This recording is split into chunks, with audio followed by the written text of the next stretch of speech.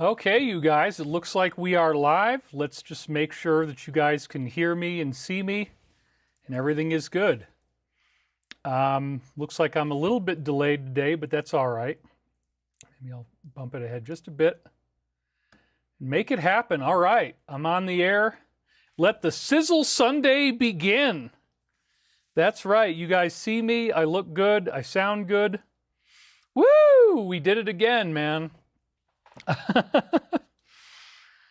What a week, huh?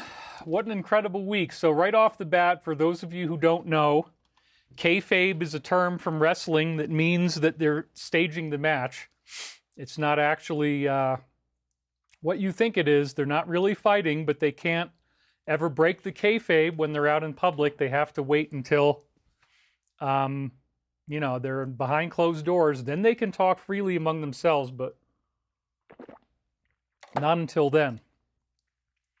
So why am I saying the term kayfabe and what does this really mean? Well, we are in a very interesting situation in which multiple military strategies, political strategies are playing out using the concept of targeted deception.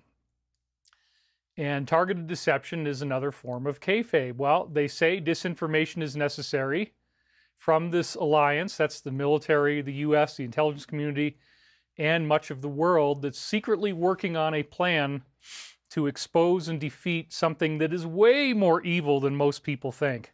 What do you guys think about this art that I found, huh? This might have been done partially by AI, but I found it on DeviantArt. It was great. Hope you guys like that. I know I do. We're already getting money rolling in here. We got $300 on the screen. Juan Hernandez, $99.99, and Richard Whitney, $200. Thank you, David, for what you, for all the truth you convey. May peace, love, and light be unto you. God bless you and all who seek the truth. Namaste. Charlie Winter, it's my birthday. I'm 52 today. We're the same age. Happy to spend it with you, David. Looking forward to the show. That was a $10 donation right there. Ed Creeder came in with $123. Man, we are just racking it up here. Just make sure I didn't miss anything. Dor Edgar donated $6. Thank you very much. Just want to make sure I get it all. So are you guys ready to have some fun today? Because I'll tell you what, I'm in a great mood. I think that I'm actually getting less and less worried about this. I'm actually not anxious today. I normally have some degree of anxiety when I'm doing a show because it just seems like the stakes are so high. Fighting off 2 lawsuits, all this different stuff that I have to deal with. But you know what? I feel very comfortable. I actually just feel really, really great. Hello, David from Central Mexico, says Michael Garnett. It's changing fast here, politically, solar, and geophysically. Stay strong, stay immune, healthy, and stay aware, amigo. Beverly Adams, disinformation is necessary. Know the comms, trust the plan. Welcome to the show. You're absolutely right. And we're already, not even 3 minutes in, we're already at 1,700 viewers, so that's doing well. The turnout is great. Jerry Layton, you're looking good, my guy. What is going on with the QFS? I'm not sure what that is. Quantum Financial System? That could have something to do with it, but I wouldn't get too worried about crypto. I don't think that's necessarily going to be the big thing. Is the Stavati funds almost through? It must be soon. Nanasani. Yeah, we're traveling next week, and very likely we're going to be, finalizing some deals. This partner who's kind of touch and go, he's now saying he's back on again, so we do seem to be very, very close. Let's talk a little bit about why did I actually go with this graphic? Why did I have this ascended female type of image? Well, because yes, the kayfabe is what we're seeing politically, and the intention is to rile people up. So I don't think that you should be falling for it. If you fell for it, you haven't been paying enough attention. In other words, almost everybody in our community is angry and sad and pissed off and oh my God, and just don't fall for it, man. This is not what you think it is. This is all a deception operation, and the intention is to get people asking for the very thing that you want to give them. Well, you better be careful what you ask for. So I was processing the mass grief around this intuitively. I just felt like, my God, is this ever going to end?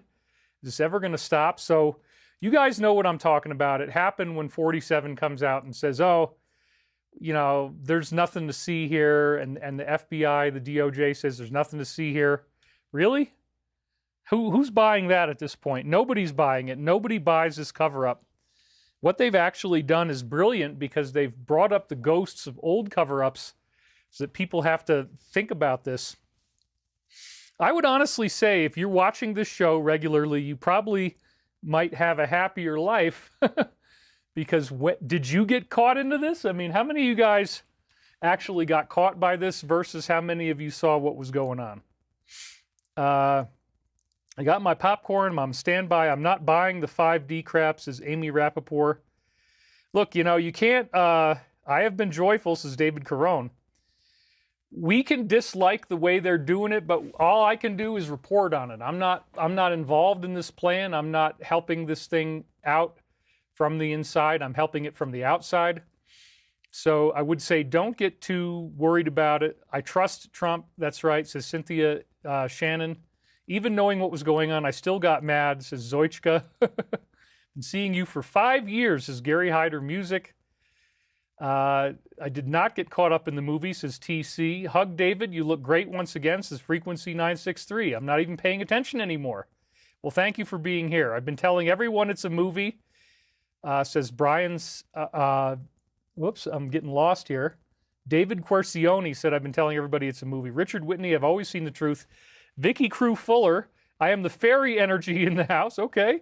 Veronique Wermont, hi David, I sent a package from Belgium. It's available in the post office since the 25th. Have you had a chance to pick it up? Looking for an amazing show today. Somebody did send me Celestine crystals and stuff, and that was great. Whoever did that, thank you.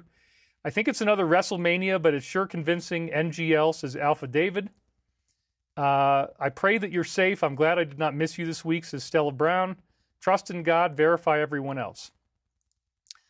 So yeah, this is a very exciting thing, and I think that we're close. This is not something he can sustain. This game cannot be sustained for very long. Of course he cares about the list. Come on, you guys. Didn't he just post like a week ago, trust the plan? So of course he cares about the list. The whole thing, you've got to think clearly. You've got to look at the past history and how, like, right when we were looking at Israel and Iran, he said, oh, we're not going to bomb them, we're not going to do anything, and then boom, the bombs came down. That was a classic example of disinformation. This is just another example of it, dude. It's not real, so don't fall for it. And I'm going to be mad at anybody who thinks that we're not on the right track here because, look, there's a very good track record for this, so please, just for your own sake, don't fall for it. They are giving us a trauma anniversary. That's really what I see here, where everybody is getting to relive your own memories of bad cover-ups, like the one in 2001, like the one in 2020. I mean, we have been so pissed off for so long. This triggers your emotions, and that's obviously what the Alliance wants because it produces action. And they've been using the same strategy in various ways. As I said, we just saw it play out with the Iran-Israel war when they bombed these 3 underground sites. Now what they've actually created, what they've been able to stimulate, is a mass uprising calling for the release of the list. Well, isn't that exactly what the Alliance wanted? Yes. People fell for it, though. Like, almost the entire truth community fell for it, and there has been, according to my friend who looks at, like, YouTube videos and stuff, there is a gigantic groundswell of videos of people who are really, really pissed off about this. They're really pissed off. So you better be careful what you ask for, son, because one of these days, you just might get exactly what you're asking for. And God, I have had it, boy. Your mother and I have been lining up all these opportunities for you, trying to get you to see something, and you're simply not willing to open up your eyes and take a look at what's really going on here, David. So you better listen up, son, because I have had it. No, Daddy, yes, Daddy. Oh, this is so good. Oh, yeah. I'll tell you what, boy, let's make a deal. If you stop worrying about this stuff, and maybe I'll not be angry for, I don't know, like 1 hour. If you will actually calm yourself down, I will stop being angry. I promise you, David, for 1 god darn hour. But otherwise, if you don't figure this out, then I have had it. Woo! Do I have anything else to say? Why don't you look where you're going, son? God darn it all.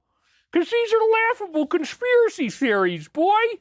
I mean, what do you bet? What do you bet that your mother is behind all of this stuff? That, you know, whenever I keep looking in on these mysteries, I find out your mother, your mother,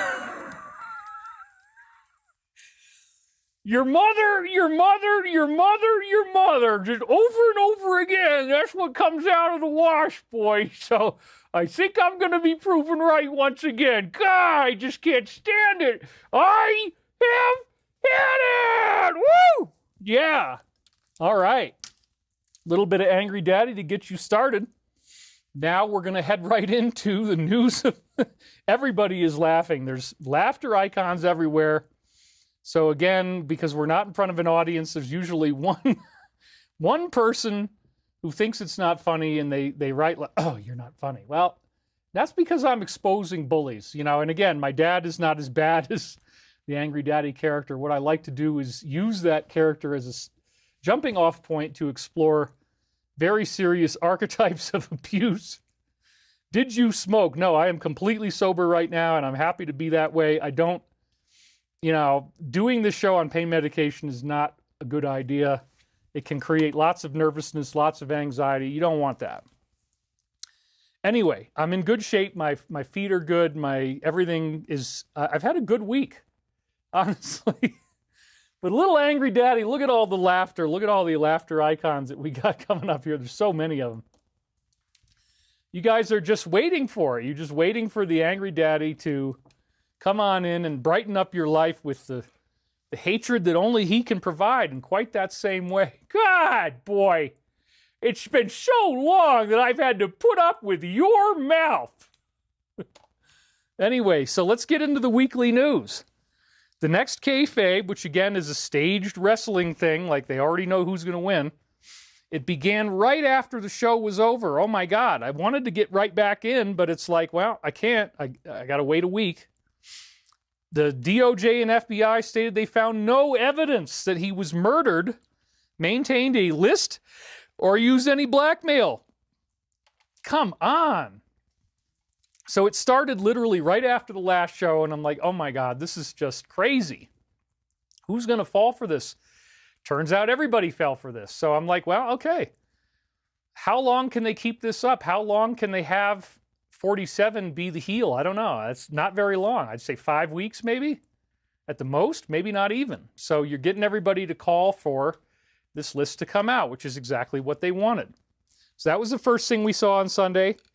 And then it says right here, a record number of conservatives removing blue check marks as he prepares to launch a new political party. Well, that already stopped. It didn't go anywhere.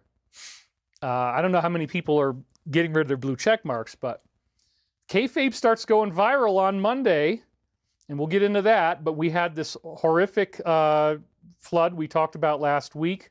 Now they're mentioning the Guadalupe River in the Alliance's posts, which again, last week, Michael said, unfortunately, the prophecies of the Virgin Mary of Guadalupe are active.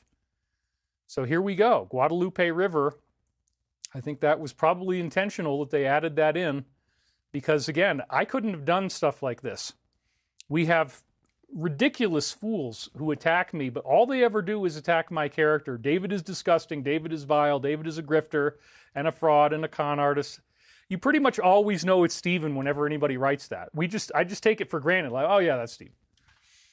But he never actually tries to debunk this time loop that we're in because it's so fantastic. And there's so many ways in which it couldn't possibly have been done by any type of mundane thing. It has to be some type of time travel. Now, what am I talking about? Well, tapes like this, as you know, if you've been watching the show, these are the two tapes that we're in right now. I dictated these in a deep trance state in 1999 using remote viewing protocols. The source identifies itself this week as Archangel Michael. So that's a very exciting thing. And Michael is guiding us through, from 1999, all the events that are happening in the present, week by week, starting last September. We've been doing this every single week, and I've never missed one. Hardly ever. I mean, maybe I don't do it on a Sunday, but Beverly Adams, I so get the angry daddy thing. I was raised by the likes of Edith and Archie Bunker. I gotta love the 70s and 80s. Yeah, it's pretty true. Anyway, it's a good time to be here, man, because we got so many things going on today. I mean, this flood was very sad, don't get me wrong, but there's lots of other things going on. So this, again, was the Kayfabe, this, where it's coming out, Justice Department, FBI. No evidence that he blackmailed anybody or did anything. Oh, my God. So if you were pissed off, I know I got pissed off. I'm like, really? Are we going to have to go through this now? And how long are they going to have to do this one? But I think that the upswell, the amount of people talking about it is probably better than they imagined. We're going to show proof of that. Yeah, Raw Sushi, you're absolutely right. When professional wrestlers main character, they keep kayfabe. Anytime they are out of character, it's called breaking the kayfabe. You're absolutely right. So we can have lots of fun here together. Vicky Crew Fuller says, ham, cigarettes, fireworks, and bacon. Whee! Come on down, get yourself some poutine. Yeah, baby. All right. We got a good routine for you. I bought this frog because I figured, you know, my southern character, Sonny, somebody already sent me like a frog net, right? So I figure, well, you got to have the frog to get in your frog net there. You catch him down at the bottom. This is what you be doing. You're going to be gigging up them frogs. Looking around, you're going to add frog legs to your poutine, son. Or if you get really hungry and you're out there in the field, you need some meal right away. Everybody on that sucker, man. Don't matter. Actually, it does matter. That would be very, very disgusting. But anyway, this little guy, I bought him at Ace Hardware, and then like right away I go home and he's in the time loop, and it's like, oh my God, the little shiny frog, really? That's just what happens, man. We keep getting these there's a time loop thing going on. It's not kayfabe. It's very real. We got Edna Karinsky. Thank you for donating. We got Judy Booth. One of your haters has been trolling this week on X as if. Yeah, I mean, it's the same people. They're obviously funded. There's no way that somebody could be doing this full time if he wasn't being paid. We are going to get to the bottom of that. I promise you we will. I think the Alliance is going to get to the bottom of that, honestly. I don't know why they still do this, but they keep doing it. It's freaking crazy. You guys are laughing and laughing and laughing. Country ham, cigarettes, boiled peanuts, collard greens, and fatback. That's what I like about the South, says Richard Collins. All right. Woo-wee! Okay, so then the next one, they have confirmed that they are closing the investigation and no further updates or documents will be released. Yeah, they had to make it look scary. They had to make it look bad. But the Alliance immediately let us know how important it was that we talk about this. It said, this was originally on Shadow. They took it down on the TG page. This is tell you know what. Please continue speaking out about this list. Don't let this just be another story that disappears in 48 hours. Well, I looked at that and I'm like, oh my God. Okay, well, I can't do more than one show a week. I'm trying to have some kind of an enjoyable summer here. We have wonderful sun outside right now. These are the greatest days of the year here. We've had better weather this year than we did the last 2 years, maybe because all the water and the floods are going to other places and not just after me. So we're actually getting a real summer. This has been way better than the last 2 or maybe even 3 summers where it's literally just constantly cloudy. We never get any sun except for maybe half an hour a day for the whole frickin' summer, dude. I mean, that's what we've been getting. Ha ha ha, says Vicky Crew Fuller. You guys are laughing and laughing and laughing. I thank you.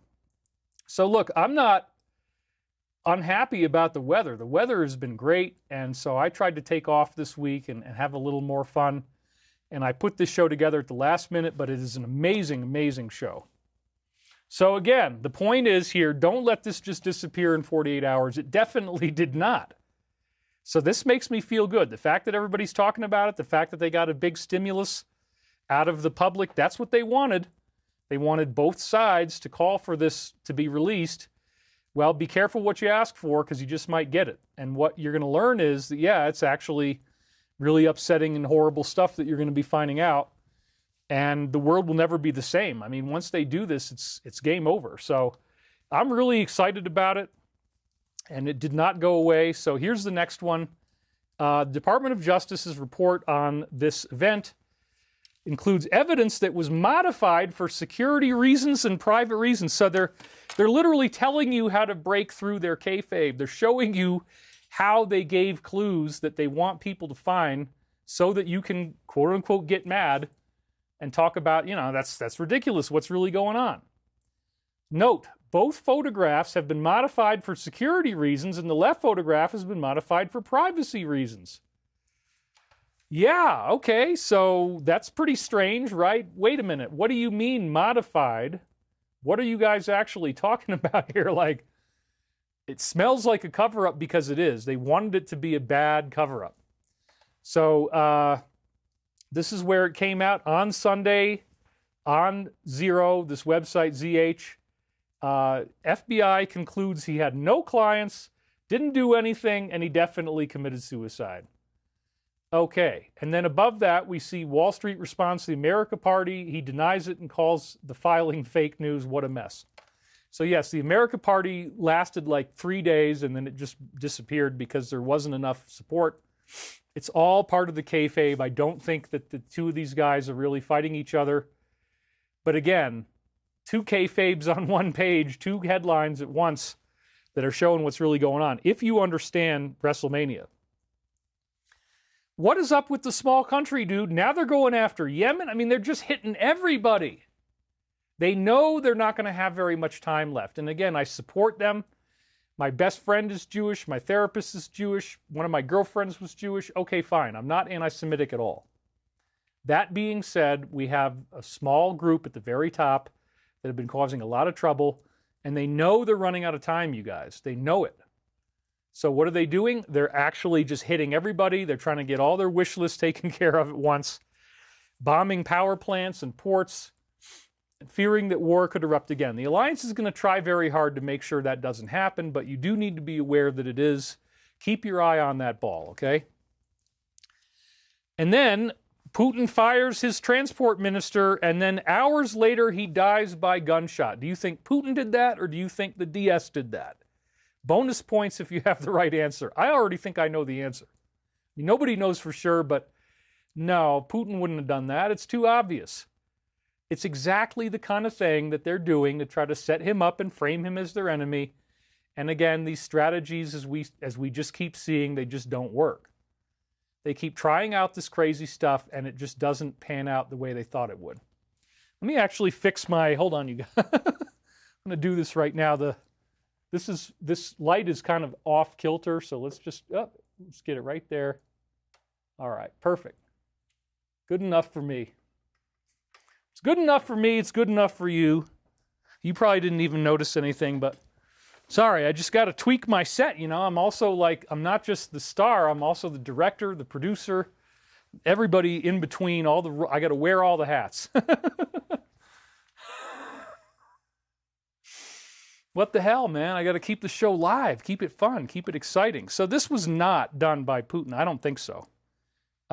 This is something that they did to try to set him up and make you angry. So then Elon is doing more Wrestlemania here. What's the time? Oh, look, it's no one has been arrested o'clock again. I got to admit, that was funny. He really did it, really funny one there. So image saying the official counter is still at 0000. It's all building up to getting you to ask for that to come out. By Tuesday, the ripple effect starts growing. This was very troubling when they said if there was ever a time for a major event to shift the narrative away, it would be now. In other words, they know, both sides know this is the final stage. You get the public mad, you get them asking for the list, and then you give it to them. So they've never had more of a reason to want some kind of distraction, some kind of massive distraction right now than this. Johnny D, I've been with you since Wisdom Teachings and AAs. Thanks for the great education. Appreciate it. And we're doing really great on viewers. We're already at $31.95, 25 minutes in. So thank you guys for being here. This meme came out this week, and then we told them there is no list. There's a bunch of reptilians. What are they drinking out of those cups? Dude, you don't even want to know. I mean, I could tell you, but ugh. That meme really made me laugh. 12 key questions that all of us should ask about the shameful cover-up.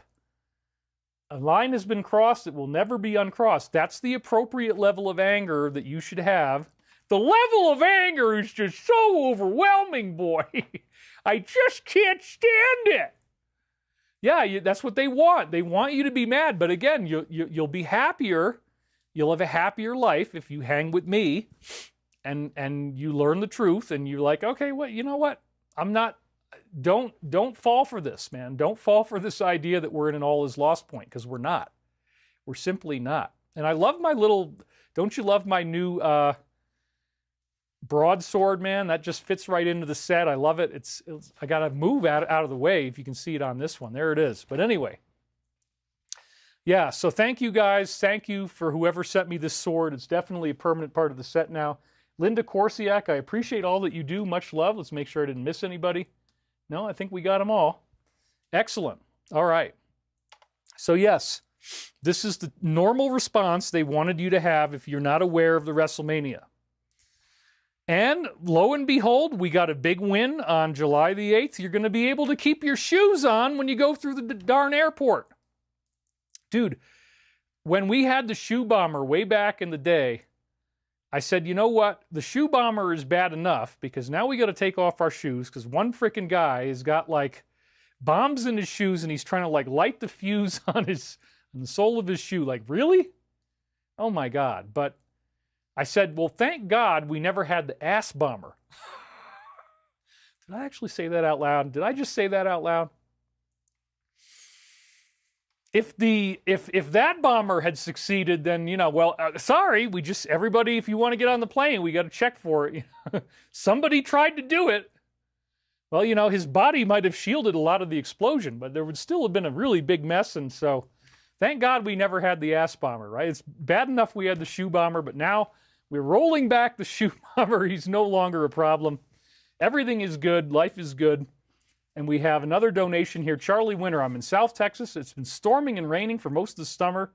Yeah, I think you guys are now getting more of what I've been having. The DS is trying to make everybody miserable. What the hell? It's storming again now. It feels so unnatural. It is unnatural. Praying for the truth to come out and world peace.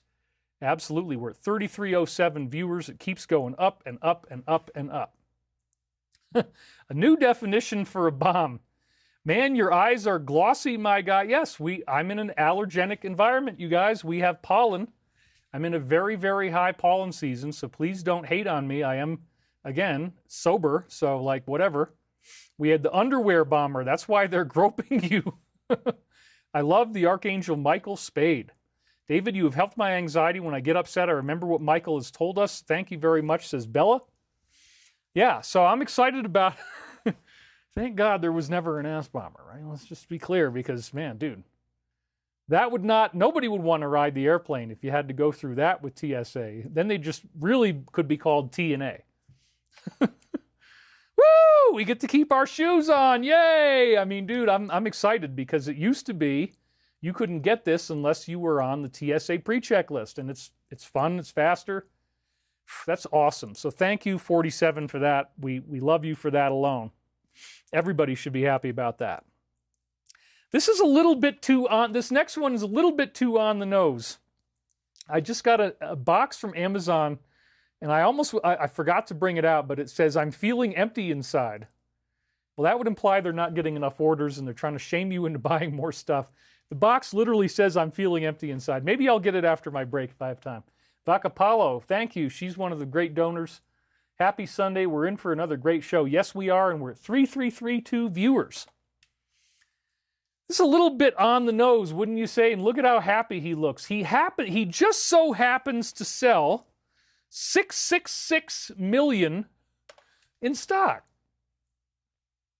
Oh, there's no coincidence. There's no innuendo. There's no kayfabe here. There's no hidden message. It just happens to be the number of the beast, the number of the devil, 666, but I'm sure that's a coincidence. There couldn't possibly be any hidden innuendo or implied meaning here. No, no, no. They don't even care.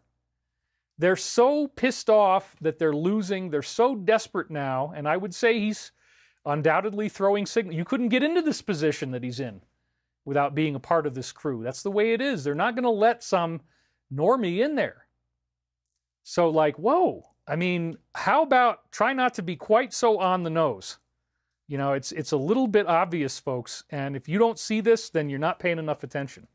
Why? Because they actually are into this stuff. They actually like it. They actually like the idea of Satan. And so they're going to throw out all these clues. And again, they've been doing this all along. It's just whether you can see it or not. And I've been able to see it for a long time. That's what we call the Great Awakening. Once you can see it, once you allow yourself to believe what you're seeing is true, you can't unsee it. This is a good one. I'd love to have skeptics try to debunk, oh, that doesn't mean anything. Okay, sure. Fine. You're right, you win. You know everything you need to know. Now just go over there and let me go on with my show, please, all right? Roger Zabarik, thank you for being here today. You donated $50. I missed you last week due to work. This is going to be a great show. Davy Jones Locker says, Lucifer is their God. Thank you very much, you guys. And we're at 3378. The hit counter apparently is oscillating up and down. Teresa Kelly says, I went dark. Nobody else is having that happen. So again, wow, how on the nose, dude. And $666 million. You know, I happen to need exactly $666 million. We did the numbers, we worked it all.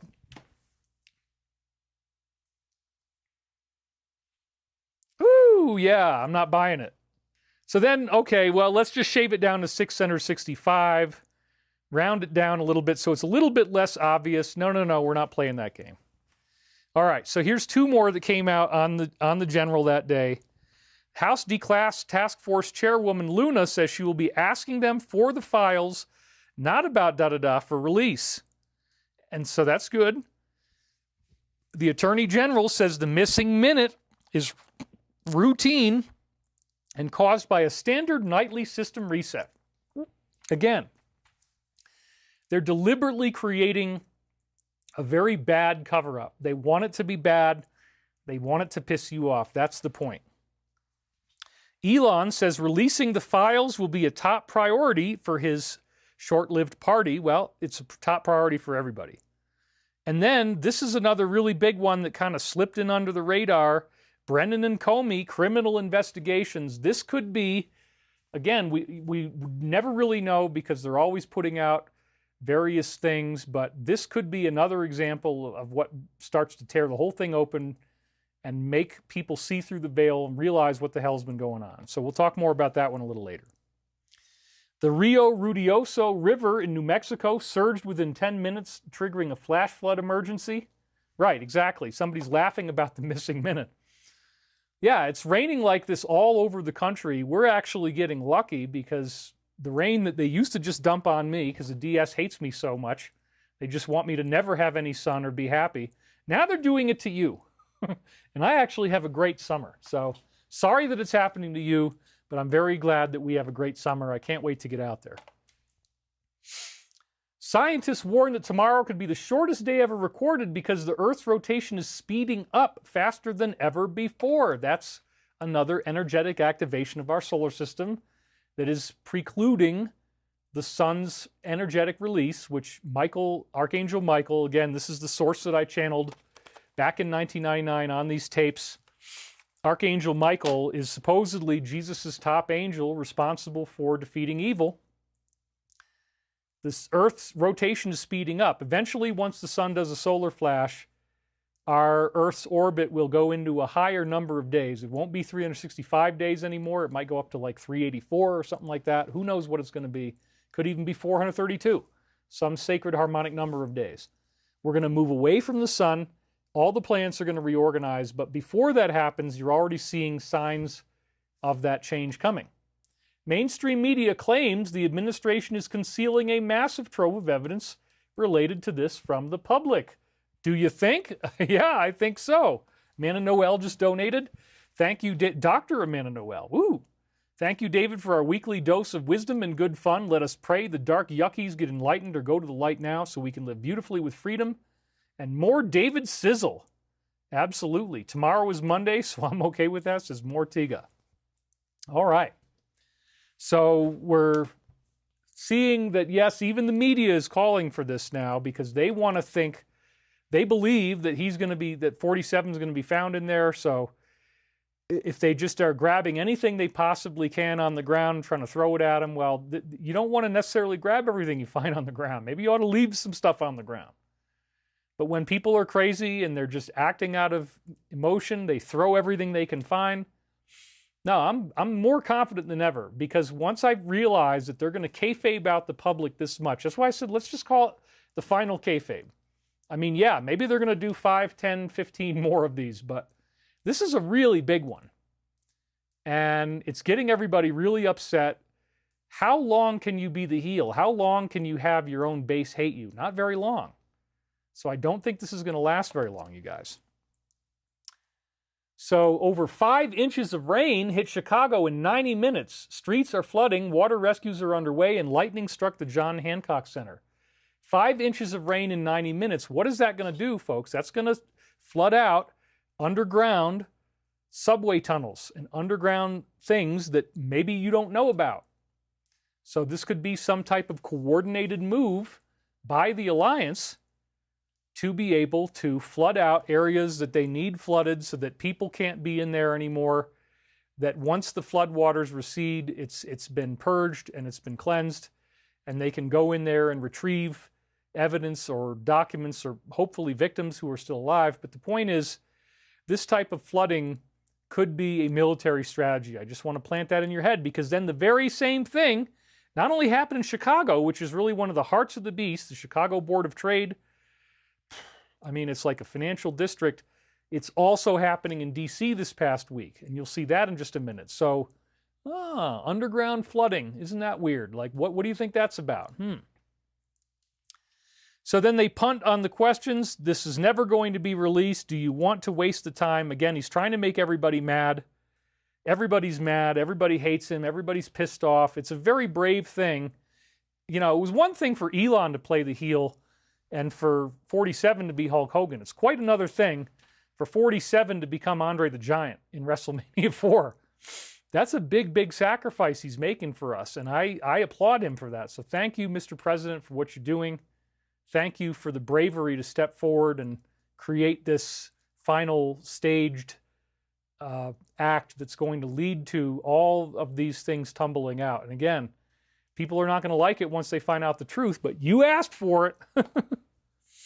So then, how much story do you think is behind this, dude? When somebody resigns who's the CEO of a company, yeah, I'd say there's a huge story that you're never going to hear because it's all under NDA. That's just what happens. That's the way the business is working. She's stepping down, and remember, imagine how much story could be hidden in this resignation. We were led to believe that she was working for the usual suspects, for the DS. You know, Stephen has been running rampant, going after all the top influencers in this field, not just me. It's now not just my problem. Everybody's got a Stephen problem. Everybody is being affected by this.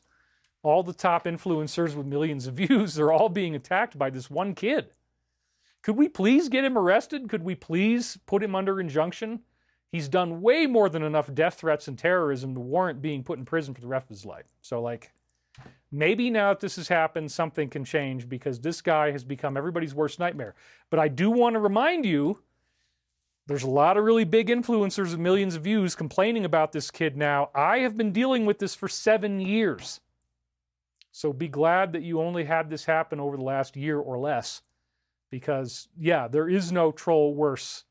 According to Jenny McCarthy, who's married to Donnie Wahlberg, whose brother is Mark Wahlberg, this is the top Hollywood people, they've said nobody has ever seen anything as bad as Stephen. There's never been a troll like this before. Master hacker, master terrorist. It's like Chucky, Damien, Freddy, and Michael Myers all rolled together and then blobbed onto the internet for everybody to enjoy. And I'm such a disgusting person. Oh my God. Really? Why are you paying him to do this, man? Just let go of it. Anyway. So what kind of story is hidden in the resignation? Well, they're not protecting people from Stephen. He's going around sending empty boxes to people, making death threats. He's harassing everybody, all the top influencers. Something has to change. Maybe this is going to let that happen. I hope so, man. So then Brennan dismisses the investigation into his 2017 plot as completely fabricated. Do you believe that? No, that's why there's 627 turd ratings. That's right, 627 poops. That's quite a large amount of defecation. This one really blew me away. I was like, oh, dude, I got so excited about this. When I saw this, I'm like, wait a minute. Flash flood warning issued for Washington, D.C. Well, yeah, if the floods are on the surface, right, then all that water is going to go underground. Oh, yeah. It's going to go underground to where the tunnels are, subway tunnels. Why would this be happening in Washington, D.C., right at the same time that it happened in Chicago, during this week when they're prepping us for the release of these things because they're making everybody mad? He's not going to stay the heel. 47 doesn't want to be Andre the Giant for very long. At the same time, there's just so happens to be this huge flood in Washington, D.C. Yeah, maybe because they're actually breaking into these areas. People that have been locking things up, you can't get in there, they've got it all fortified, locked up. Well, if they start drowning, then they have to flee, and then you can break in there as soon as the floodwaters recede. So, dude, this is very exciting. In fact, this is one of the main things that I have been leading with all week is like, wait a minute, floods in Chicago and D.C., is that a coincidence? No. They use weather technology. They get that to happen. We're at 37.98. We are running strong, 42 minutes in. 6 U.S. Secret Service agents have been suspended for their roles in security lapses tied to last year's attempted assassination. Oh. That would imply that there's something more going on, that they know that there was a plot or a cover-up, and so 6 people? Whoa. So there could be very big news coming out in the future about how they want to knock him out, and these people are just the first dominoes on that one, so that's very cool. Then this was the storm that actually flooded out D.C. It looks like a big, huge tube of clouds in the sky all the way across. Dark, ominous storm sweeping into Maryland, like, wow. So yeah, this was a huge storm front that led to the flooding of D.C. Clearly not natural. So there could be all kinds of military operations going on under D.C. right now that we don't know about because these areas officially don't exist. But the flooding makes it very easy to go in there and gather evidence and save people if they haven't drowned. I hope they haven't drowned, but you know, it's all part of the game. Beverly Adams says, watch the water. You're absolutely right. That was one of the things that the Alliance Post said. It's all coming to fruition right now. Brennan is now facing perjury charges for allegedly lying to the Senate Intelligence Committee about this investigation. So yes, maybe they're going to lead with this first. Maybe this is going to be a conceivable way to get started, like have the whole public learn, okay, you know, this was going on. And also we have a 10-day countdown. When we get into Section 3 at the end of the show, we have officials saying now that there is a 10-day countdown. That would bring it to July 21st, which is like Monday of next week, I believe. So big things could be about to happen. Monday of next week, not tomorrow, but like 8 days from now, somewhere in that window, we may have some very big things happen, some very unexpected surprises. Right during the time I have to be in D.C., by the way. So I may end up going to D.C. and not coming back. I was talking to my friends about this. Like, oh, I don't know, man. Why do I have to go to D.C. right now in the middle of all this stuff? Well, it's for work. So then we got our first new formation since the last one. And this is a doozy, folks. Thursday, July 10th, 2025, the Wicker Spider Formation. That's right. We have a spider in its web with a wicker on its butt and with reptilian eyes right next to the wicker. It's incredible. I'm going to show you this formation if you didn't catch it. It's because it's not on all the sites. It wasn't on Crop Circle Connector, but thankfully I found out about it. So this particular formation is very, very prophetic. It shows up at Parkdale. So that's what we would actually call this formation. We call it the Parkdale Formation 2025. It's almost too good to be true because you have a spider, which represents, again, the spider's web of evil and how they want to trap everybody in it. You have reptilian pupils. And then you also have the Wicker predicting the downfall of the DS. So here it is, folks. Isn't that wild, huh? I mean, like, it's definitely some kind of like flower of life. You can kind of see that. You've got these circles that are all intersecting, and it looks beautiful from that perspective. But then they've highlighted what looks like, obviously, a spider. You know, you've got the legs, and there's 4 legs on each side, so there's 8 legs, as you would expect.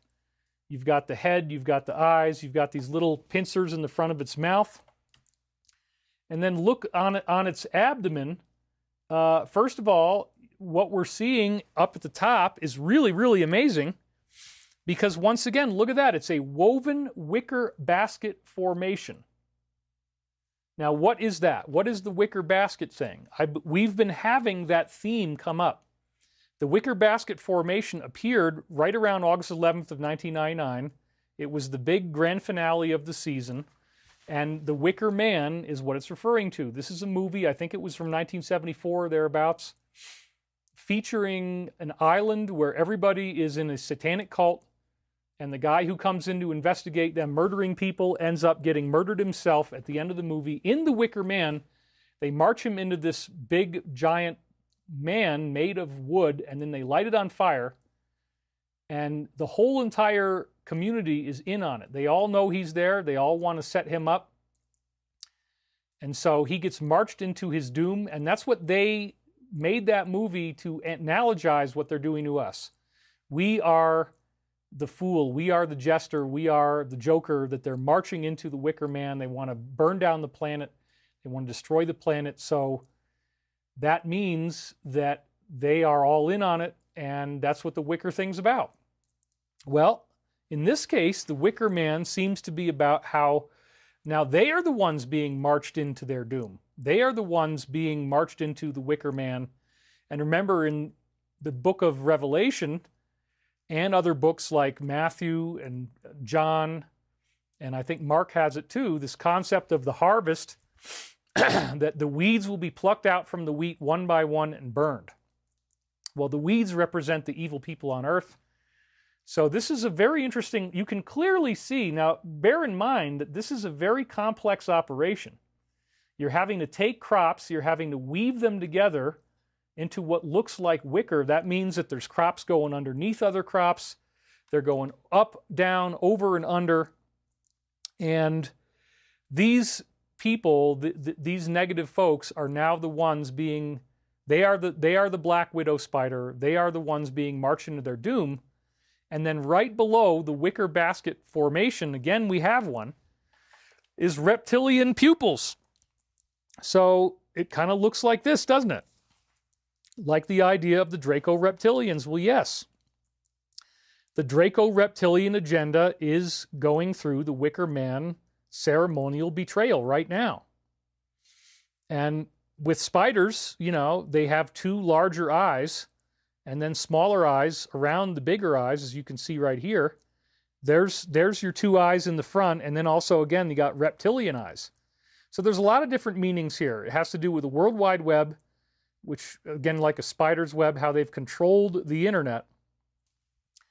And again, this is very, very interesting because it ties in other formations as well. So one of the formations that it brings back is Beckhampton, UK, from August 23rd, 2013.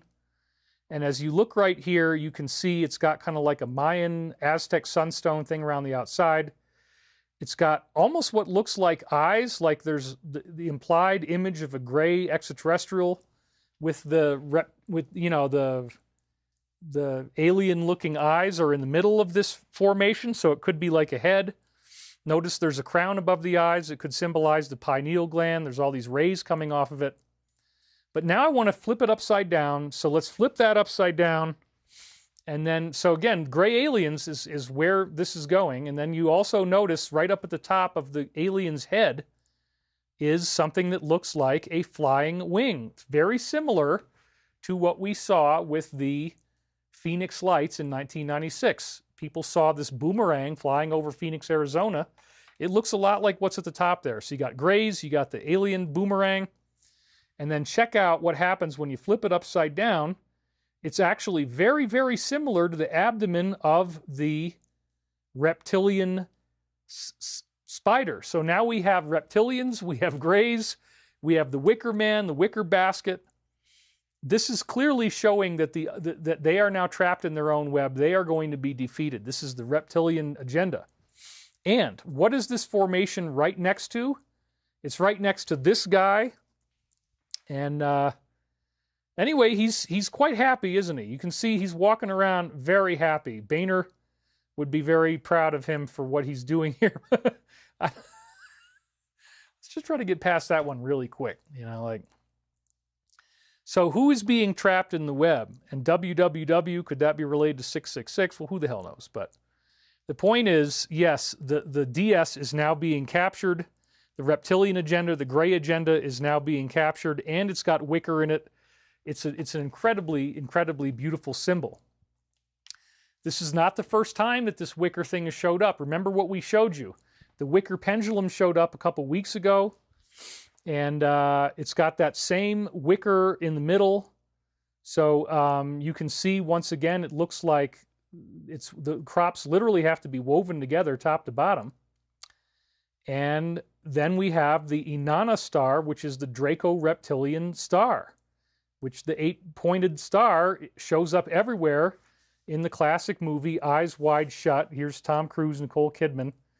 The big grand finale, of course, is that they're all wearing masks and robes, and there's a satanic ceremony that Tom Cruise gets stuck into.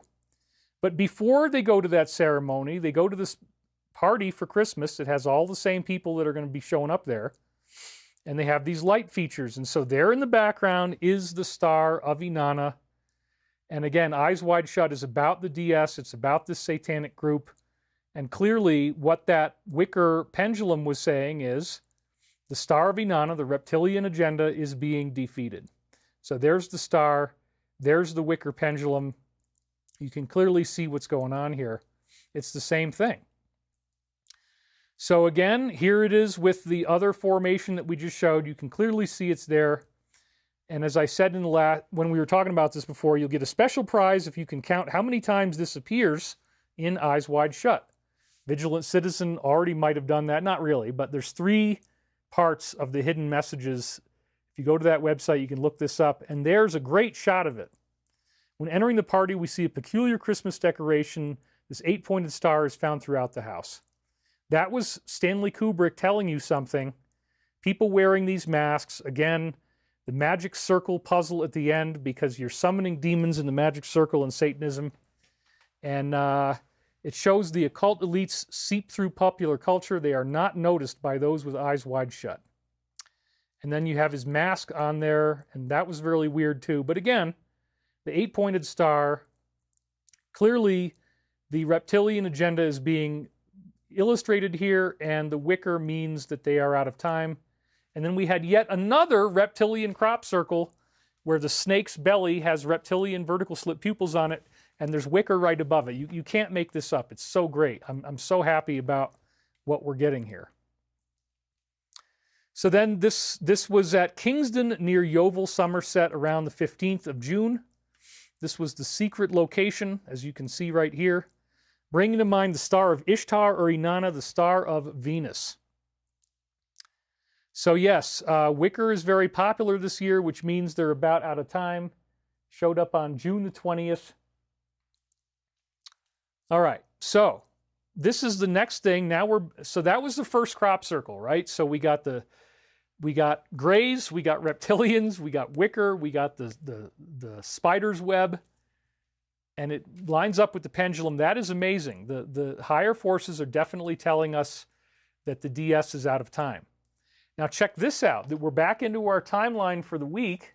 Thank you, David, for your wisdom, says Elizabeth Gutierrez, plus your time. All right. So there have already been 320 different reports of floods in 25, that's half of the American states since last Friday. 320 flooding reports. It is happening all over the country. This is to piss people off, to try to create loose, negative energy for these reptilians to feed on. It's not going to work.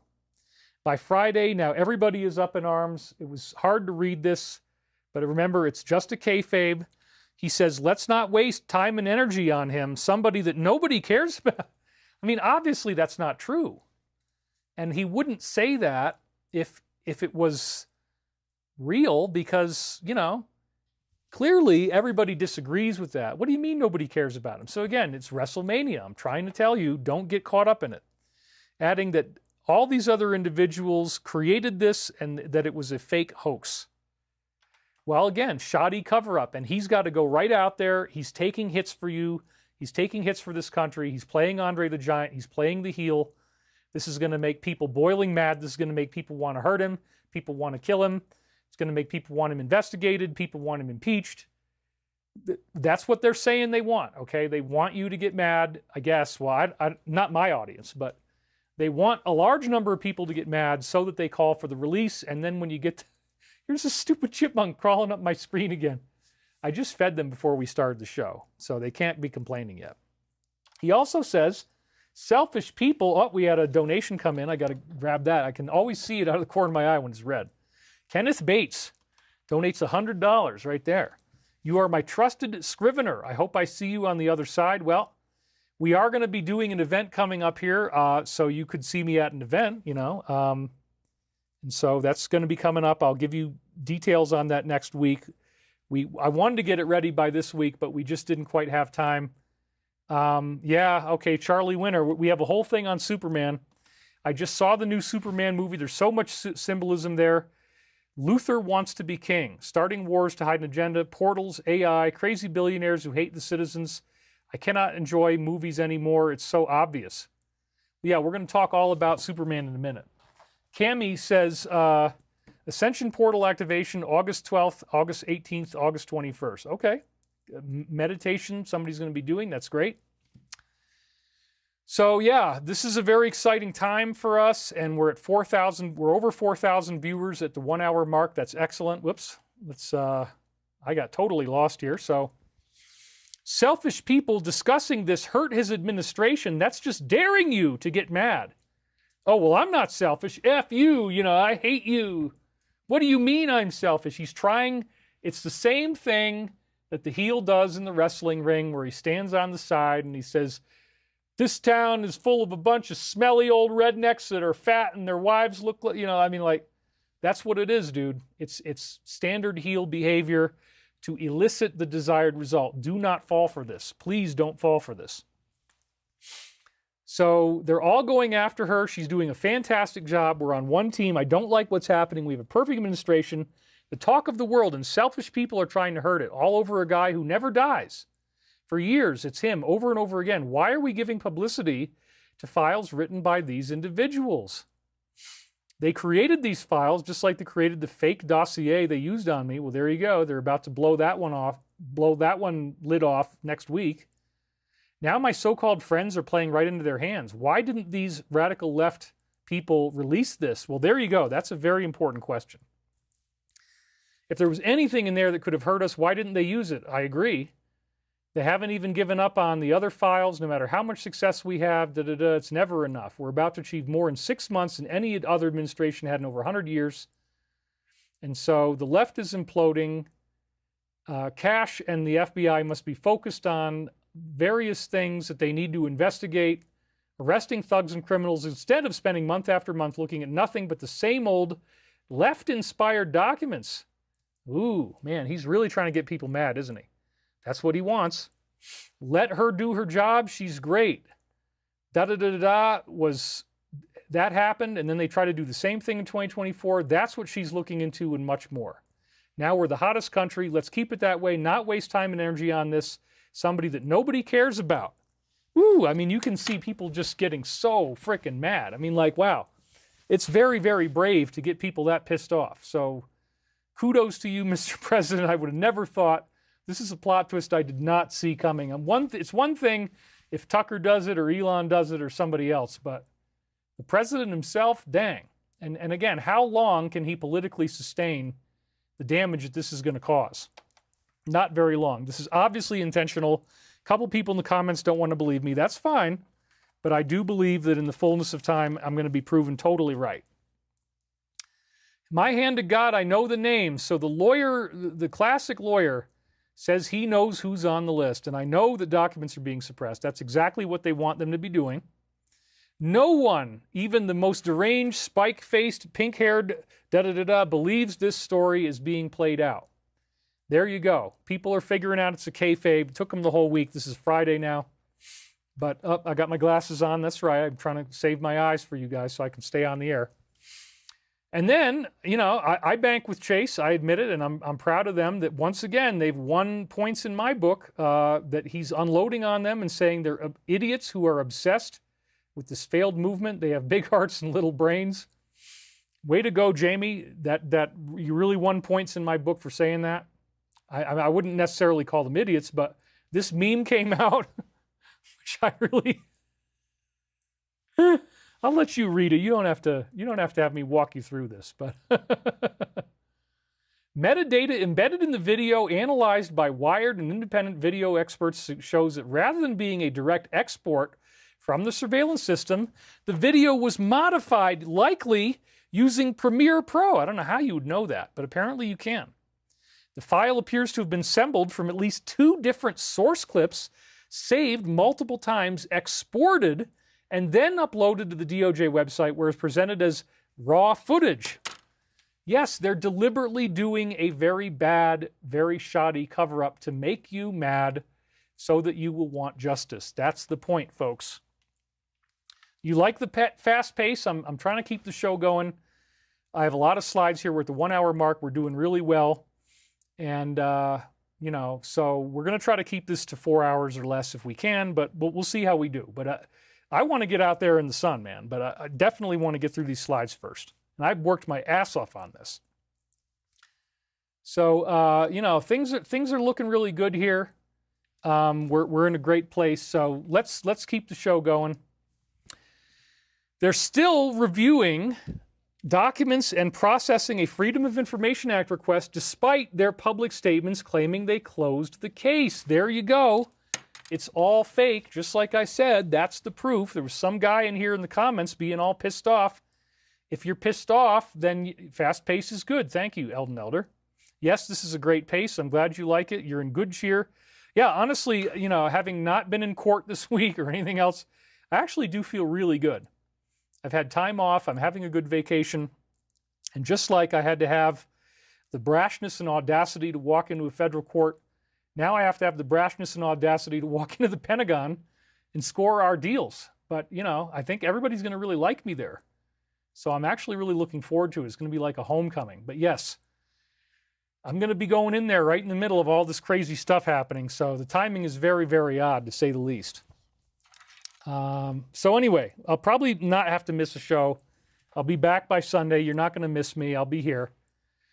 But, oh, they're still investigating after all. What do you know? It's almost like they're doing a kayfabe. Right.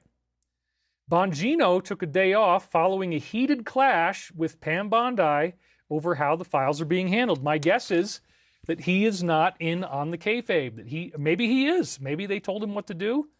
Maybe this is what he's supposed to do. Maybe not. It's hard to tell. Either way is interesting. Either outcome is interesting. And then he might even quit over this.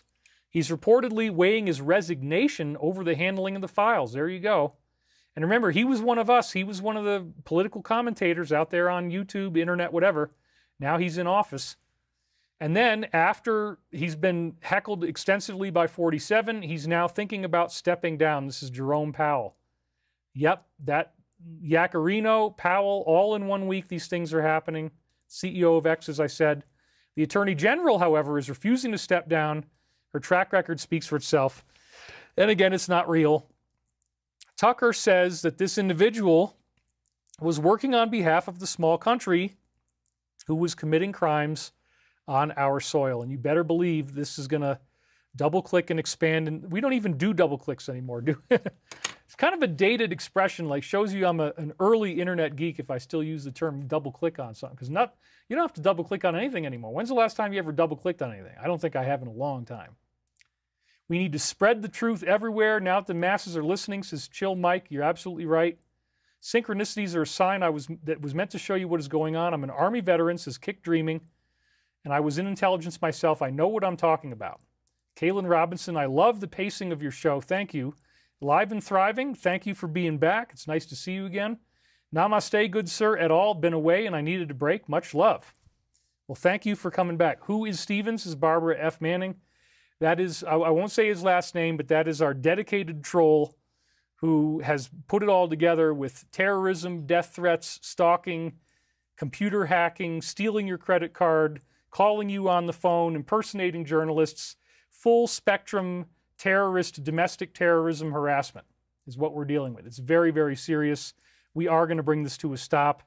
It's a shame that we haven't gotten funded yet, but he's trying very hard to keep my company from getting funded, and he's had a lot of success. I mean, he's liable for millions of dollars of damages. There's no question.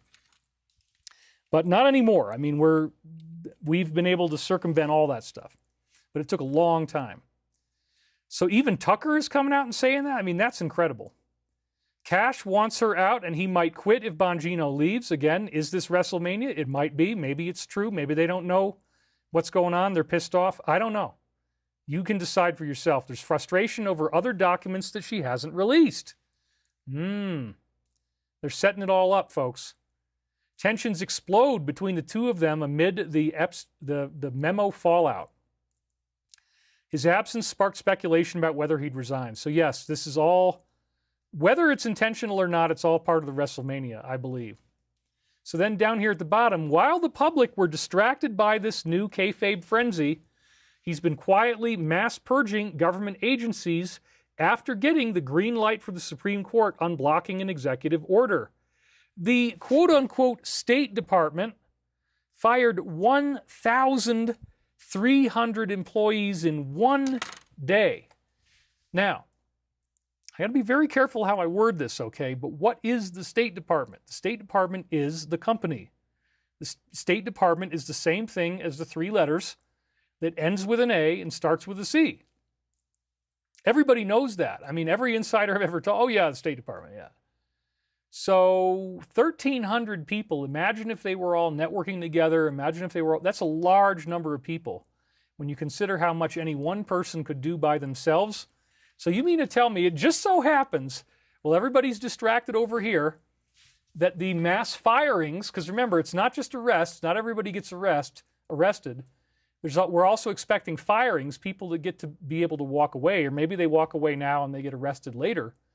But mass firings are happening now. 1,300 people could do a lot of work together. They could be doing a lot of stuff that is all in collusion. Even one person could do a lot. So 1,300 is like a whole society in the company, in the three letters, all in one day, out of nowhere, boom, they all just get fired. Nobody's talking about it at all. But this is exactly what we expected. Mass firings, mass arrests, right at the end. It's happening now. They snuck it right under the radar. Sustenance says, good luck with your Pentagon powwow. Yeah, I mean, we have really, really cool things happening. There's apparently several deals lining up now. It's all going to be under NDA, so I won't be able to talk about it, but it's very, very cool. And remember that once we get going, we're going to be doing hover cars. So we're going to break out secret Area 51 technology, anti-gravity, free energy, med beds, quantum computer chips, really, really great stuff. So I'm thrilled. And I expect, hopefully, that everybody will be nice to me. There could be some swamp rats in there that are going to be really mean to me. We'll find out. I'll give you a partial report. I can't give you a full report, but I'll give you a partial report. I imagine bad actors were prioritizing the cuts. Absolutely. This comes after mass cuts began at the DOJ and the FBI yesterday.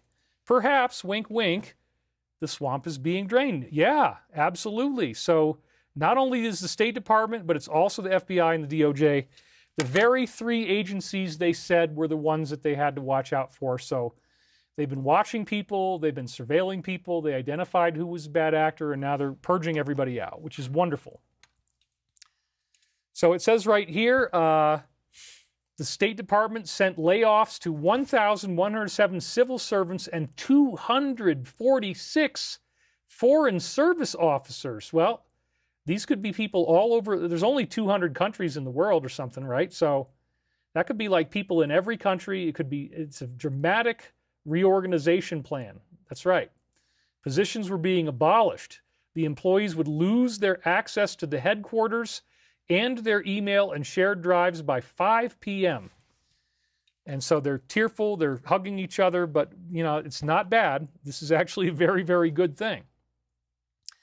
Then right on that same day that all these people get fired, the day after, I guess, we have another new crop circle show up. This one is called Beach Clump near Ludwell, Wiltshire. It's quite amazing because now Michael is actually showing you their symbol of evil and how it's going to be defeated. This is really, really fascinating because this is a very common symbol, and it was the response to the fake crop circle that the cabal made that was intended to defame me, among others, where it was this clown, if you remember, and the clown had these horns coming off of him. So you got the devil-horned clown, which again, let's go back to the one before that. So you can see now the clown's devil horns became these moons on the side. You got an obvious pentagram in the middle. This is clearly indicating the game is up for the satanic cabal. The circle makers are making this very, very obvious now. So that one was fake, but this one is real. When you look at it up close, notice again that there is a wicker style pattern in the lay of the crop. It's not just laid down flat. It's got all these layers and striations around the star. Maiden Mother Crone, you're absolutely right. We're going to get into that. The Maiden Mother Crone is part of what this symbol is about. The maiden on the left, the mother in the middle, the crone on the right. We're going to talk about that a little bit later, okay? So, yes, you're absolutely right. Who said that? That was Tempest Plume. Well, you get the prize. So check it out. You got Wicker once again in the pentagram, and I'm just going to show you a number of different angles on this. It's on bent land, and so you don't really get to know what it is on the ground. I found that out. You can't really make out what you're looking at because you can't see that far, but it was on a hill. Now, this was really interesting because these two circles on either side, again, have a very curious pattern to the way the crop is laid down that is once more exactly the same as the wicker basket formation. So again, you got this circle in the middle that would represent the sun, and then it's got rays coming off of it, and then another circle on the outside, all in the depressed patterns of crops. This comes right out of one of our classic wicker basket formations again. From Avebury of June 8th, right there, remember that one? We talked about that, Faulkner's Circle, and it's got the circles that are on sticks like lollipops going into a commonly shared center that looks like the sun. We talked about this possibly representing portals coming out of the sun, but that tied in with many other formations. July 9th was the main wicker basket formation of 2023, where once again you got circles on the outside and they're all sharing a common center. They're all radial out of a common center. But look at the middle, dude. This is, again, the wicker basket formation, the same kind of idea of circles that the original wicker basket formation had this too. Right in the middle, you've got the circular lay pattern followed by the rays of sunlight coming off of it. Damn, dude, because check that out. That's the new one that we just got yesterday. And so here they are side by side so you can see them together. Holy crap. So again, the basic pattern of this formation on the left is the wicker basket. So and now they're showing it to you again. So once more, you've got the wicker basket with the satanic pentagram. What do you think that means? It means the people of the pentagram are being walked into the Wicker Man by the Alliance. Just like I've been saying. How freaking amazing, huh? So let's go look at the original and now the one that we had last year. So this is the one that we had last year. And then here on the left is the one from 1999, right when Michael's book was being written. Notice there's wicker patterns in between all these groups of circles. So yes, this idea of circles on the outside that all radiate into a commonly shared center point, That is a basic element of the wicker basket formation, as is the wicker between the circles.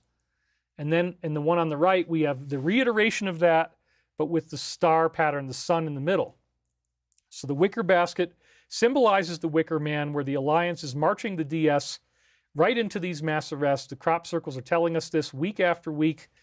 And remember last week we had the 17 crop circle. It just so happens to have 17 images. How weird is that? 17 circles.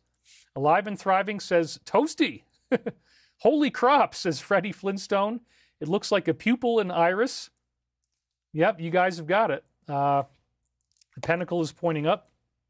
Okay, so Avebury, June 8th was this one that we saw. As I just showed you, there's another wicker basket thing. Circles that share a common center on sticks they're pointed into. So this was, as we said, prophetic of a solar event releasing new spherical portals, and it also relates back to the original wicker basket formation, which, by the way, I had a wicker man dream about John F. Kennedy Jr., that the DS had marched him into his death, just like they do in the Wicker Man, by his mysterious plane crash. He was apparently either going to run for Senate or President of the United States.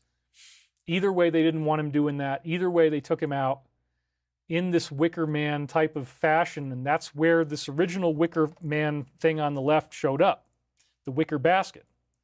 But now it's them. The tables have been turned. The DS is the one suffering from this. You see how similar all these images are. Hatherton Lane, Hampshire was the bat signal. It had another wicker basket formation in it. 3 layers of circles now, all on sticks like lollipops. And then right there in the middle, it's got the Batman shape. And then the Alliance responded on November 3rd with their bat signal video. There's a red Batman image in the middle there that you can see, posted by Dan Scavino, exactly 1 minute. That's post number 60. So let's get back to the new one, the more images of the latest one. This is the pentagram with 2 different wicker basket things. There's wicker around the pentagram, and then again, the circles on either side have that sunburst in the middle. So this clearly indicates that the time of the DS is over. Look at how cool it looks with all that wicker around the pentagram there. Now you can really start to see the relief. It's amazing thinking about that this was done in wheat crops, right? Like, how did they pull this off? Well, somehow they did. So again, clearly showing the downfall of the satanic elite.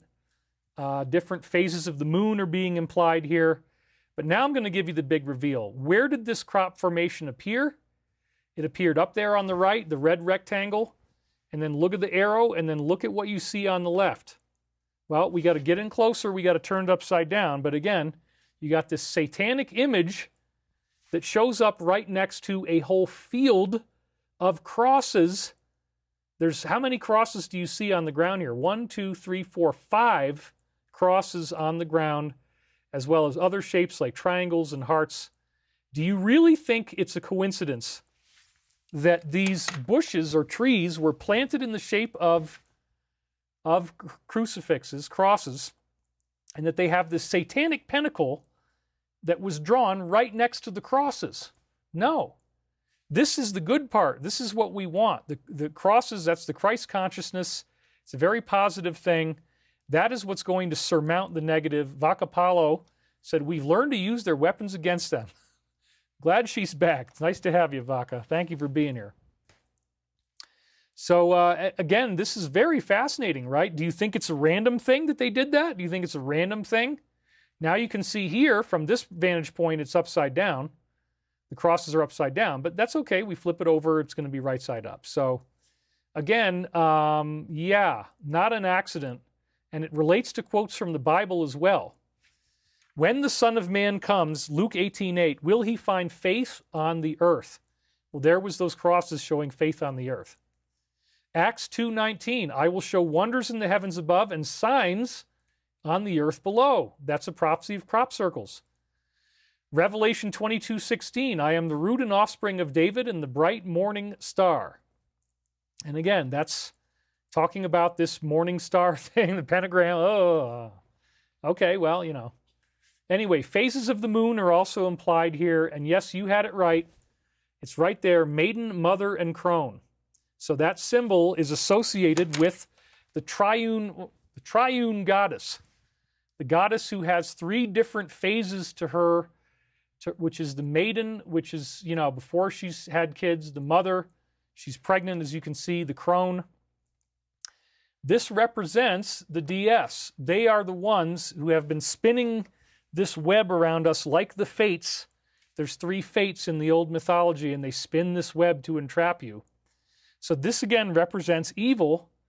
And we had the spider's web, which, again, reptilian, wicker basket, and they're spinning the web. The spider spins the web. So these crop formations definitely, I mean, what's the odds that they draw a pentagram right next to crucifixes made out of trees, 5 of them?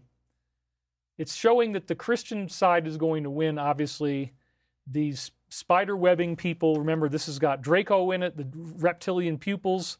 It's got the grays in it based on the old formation. It's got the wicker basket. It's got the spider. Now you got the pentagram. You think they could make it any more obvious? No. And also, go check out the tarot card in Rider-Waite, the High Priestess. In fact, it's probably worth pulling that up. So let me just do that right now. Hold on, you guys. Because I want you to see that there's another layer to this. So, all right, hold on.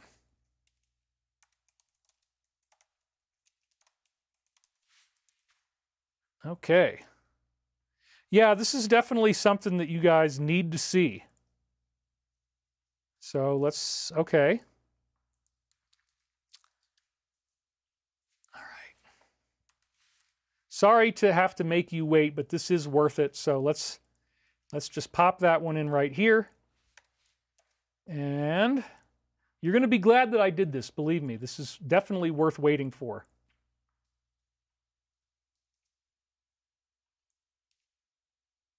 And last but not least, hold on. I want to really make this good for you. So let's do this the right way.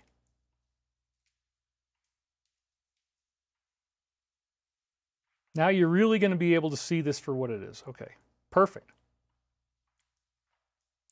All right, so in addition to what all the croppies had figured out on the Crop Circle Connector website, and we have the spider, we have the pentagram, the one thing that nobody's talked about yet is the High Priestess.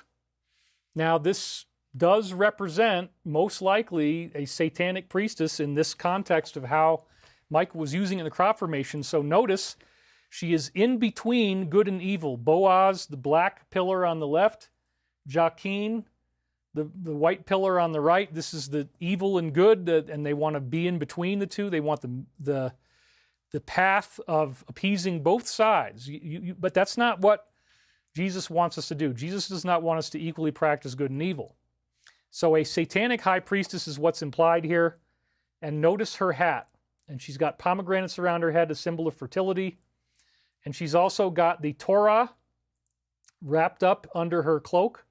That is the divine Hebrew law, the law of the Torah. Okay, so a Hebrew high priestess. Whoa. And the spider crop happened on Tesla's birthday, says Scott Opper. So what do you think is really going on here? And I'm sorry I didn't have time to add that one in. But let's go back now. Look at the top of her head, and you'll see that her helmet has a sun in the middle and crescent moons on the side, just like we saw in this formation. So sure enough, this is prophetic of the defeat of the high priests and priestesses of Satanism, because it even looks like her hat.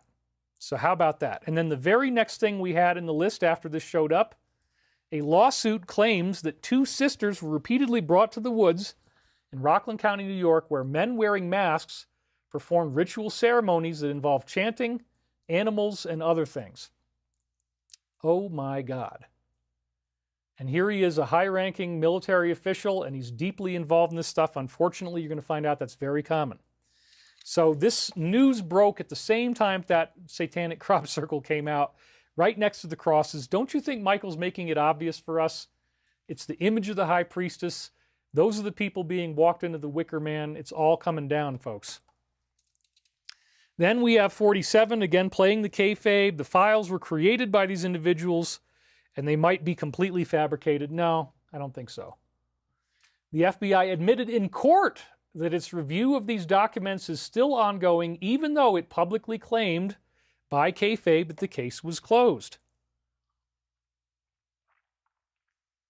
Now we're up to today. This is now news from today. Tulsi says a real war is underway against the DS. They're pushing back hard every step of the way. And you remember earlier along, they said if there was ever a time that they needed some type of FF to happen, it's right now. That does not imply that we're waiting weeks and weeks and weeks. They're getting ready to release the list. That's going to be a big phase of it. And all these other things are going to happen as a result. So, again, don't lose hope. We're at 4447 viewers. Thank you guys for showing up. I'm keeping the show moving really fast.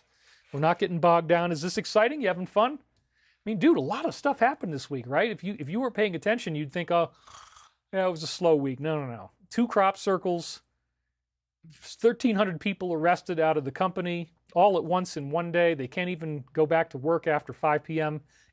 ever again. They're not allowed back into the office. That's the mass firings that we were expecting. They're happening right now. Crazy. So they're fighting back very, very hard. And the U.S. Secret Service apparently had intelligence about the threat to him 10 days before the rally. Well, remember, they fired 6 people or suspended them. All of this is going to come out. That story is going to come out. Everything is going to come out. So then I got texted by my good friend Robert Fairlawn, Colonel Robert Fairlawn, that's the name that Michael gave him, on the new Superman movie. I desperately wanted to see this last night, but it is not available on pay-per-view on-demand video yet. If it was $25, I would have gladly paid it. Apparently, this is still in the theaters right now, but this is very, very interesting because at the same time that all this stuff is going on, here comes a movie that's a very, very big tentpole Hollywood movie, and there's been many of these since Michael Prophecies started, that the movie directly ties in obvious themes that we talk about every week on this show. Artificial intelligence being evil.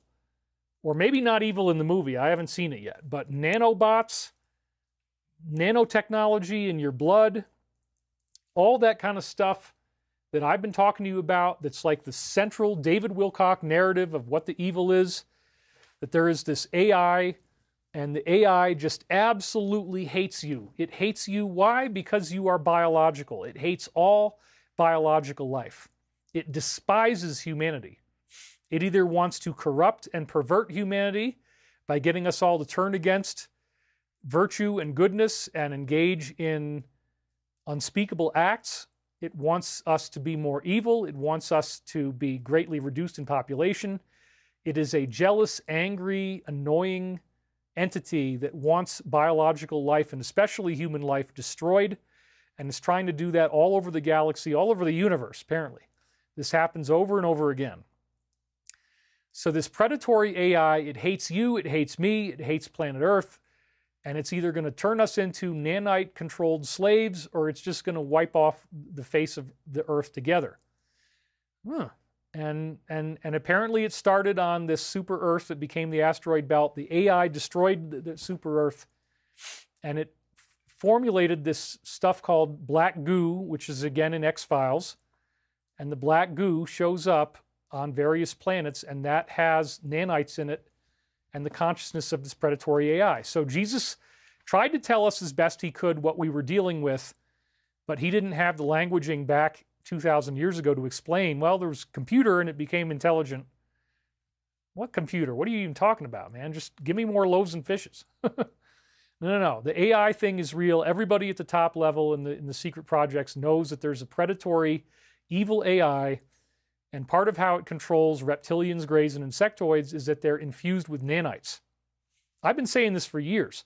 The whole frickin' Superman movie, that's what it's about, dude. And I think they do this on purpose to get more of us to watch the film, which is definitely going to work for me. So Colonel Robert Fairlawn sent me a whole thing on this. It's really cool. It only is in theaters on July 11th, so I guess we're going to have to wait a little longer before we can watch it on home viewing. I tried, it's not there. Beautiful art on this, I have to admit, glorious imagery. And remember, we are all going to become like Superman. That's part of what this Ascension is really about. So, oh, cool, he's going to be back in the Crystal Cave again. That was so awesome, the original Superman. But then look at what's going on. Uh-oh, you guys, because there's a robot in the crystal cave with him. Do you see that? You see the little robot there on the right? Uh-oh, so maybe now Superman is all AI, AI-infused Superman, you know, showing you what they want to do. Donald Barker just donated, and he said it's interesting that X22 also reported about the 13. I didn't know that. Carrie Richens, it's about my math and finishing Tesla's works at fixing 17 domains. I also made the 13th major arcana tarot based off of my math. Thank you. And then we also have Alive and Thriving, the Warner Brothers animated DC canon movies, 2015 to 19 is where it's at. Major cosmological good versus evil theme disclosures. Yeah, every DC film to me is loaded with the DS agenda, way more even than Marvel. They're putting human brains in robots secretly. Yes, so in the comic books, Philip Maxwell says sometimes Superman is seen working with robots. It's been that way, I think, at least since the 2000s. Yeah, this is nothing new. This is something that's ongoing. So how weird, huh? Like a robot is, and you can even see in the background. In fact, let's actually hold on. I'm gonna crop in on that because I just noticed something here. So let's take this picture, we'll duplicate it, and I'm gonna zoom in really far so you can see what I'm seeing. Okay, hold on, everybody. Just give me a second here. Oh my God, David is dying on stage. He's dying. Now, everything's good. Hold on. Man, something's not going right here.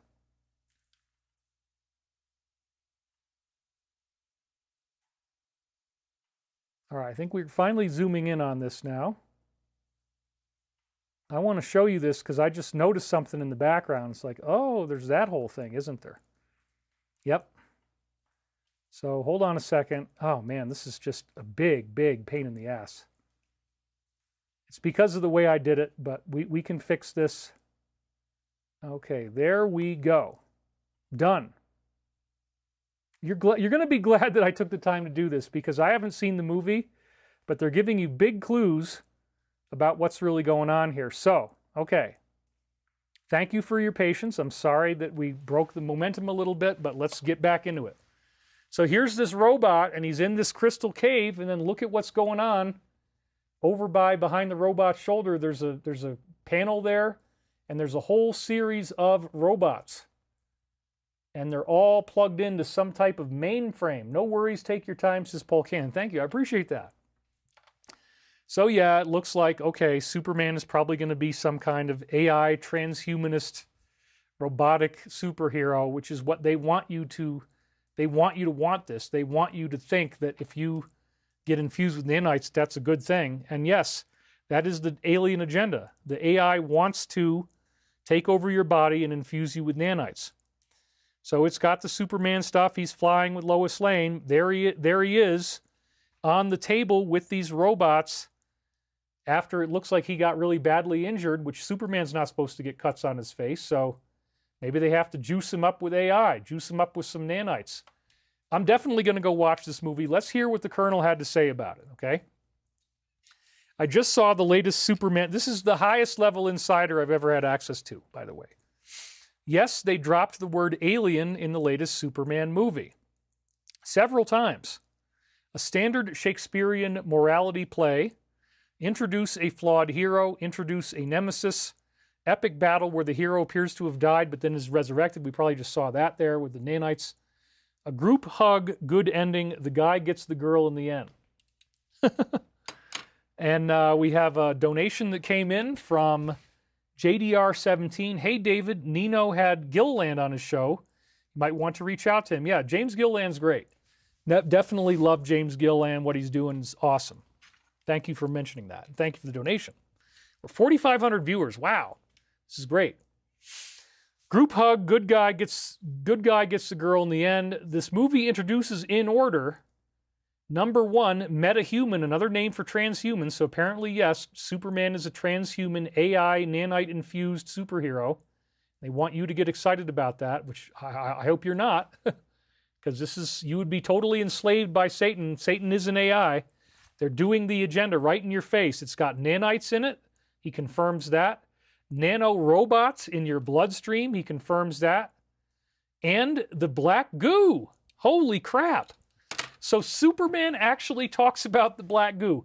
I'm one of the only people out there who's reliably saying, I have insiders and they're telling me that the AI is evil and that it manifests itself as a black goo. How weird that it shows up in this movie right now. How freaking weird. Look up Genesis 2:12, which talks about gold and the onyx stone. So there again, apparently they're transhumanizing him, these robots. It looks like they're infusing him with nanites. That's probably what this is going to be. Let's look that up. Genesis 2:12 on gold and the onyx stone. Apparently in the inside projects, they believe that this is a reference to the AI. I'm not sure if I buy it, but I wanted to show it to you. You can think what you think. So Genesis 2, the heavens and the earth were completed by the seventh day. God had finished the work he was doing, and he rested on the seventh day. So then we're going to see all this here.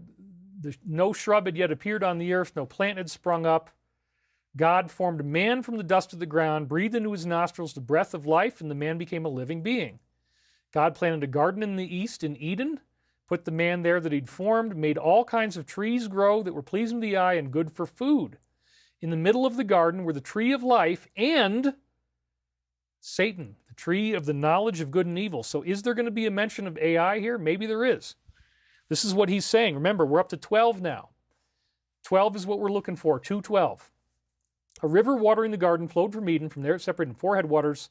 The name of the river is Pishon. It winds through the entire land of Havilah where there is gold. Number 12, here it comes. The gold of that land is good. Aromatic resin and onyx are also there. Onyx. Onyx is a jet black stone. Aromatic resin, black goo. Maybe the goo stinks. Maybe it stinks like probably something horrible. Traveler series on Netflix has people infested with nanites. I'll have to check that out. I'm almost done now with Blacklist. I've got like 2 more nights to go, and I'm totally done. So I'm looking for something to watch, so we'll check out Travelers. Eric Roberts says, I love your work. Thank you very much. So isn't that interesting, huh? Apparently people on the inside, maybe this is Robert Fairlawn's own thing, or maybe he heard it in the projects. Aromatic resin and onyx are also there because it says the gold is good, but then aromatic resin and onyx implies that those are not good. And then right away, God in 2:16, Genesis says, you are free to eat any tree, but you must not eat, 2:17, from the garden of knowledge of good and evil. The tree of knowledge of good and evil, for when you eat from it, you will certainly die. So apparently the tree of knowledge of good and evil is what the Bible is talking about when it says aromatic resin and onyx. It's the black goo. It's actually in the Bible. Now you might laugh or whatever, but this is coming from a high-level insider, so it's very interesting, isn't it? Okay. This movie introduces in order, just let's review this, metahuman, transhuman, nanites, nanorobots in your bloodstream, and a black goo invading the earth. Holy crap. Look up Genesis 2:12. It talks about gold and the onyx stone. There you go. So this goes all the way back to the Bible. Apparently that's what they found in the projects.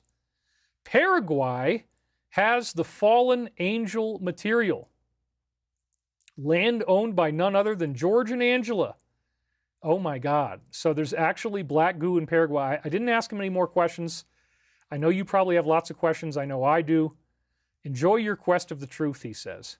The moral of the movie's story, Superman's dad says you are the product of your decisions. You are what you do. So Paraguay has the fallen angel material. I would definitely say Paraguay is not on the top of my list of places to travel now. Let's just be, honest about it. Like, yeah, you probably don't want to go near the black goo if they've got it stored in some container above ground. Maybe they dug it out underground. There was a big container underground of this black goo that they found. They had black goo in the last Superman movie too. I'll have to go check that out. Beverly Adams, Harold Kotz-Vella, a German physicist, taught me about black goo years ago. The DS terrorized him endlessly. A few years ago, he said the evil demiurge in the black goo was neutralized so the peace plan can move forward. Well, I hope that's true. Let me grab one other thing here.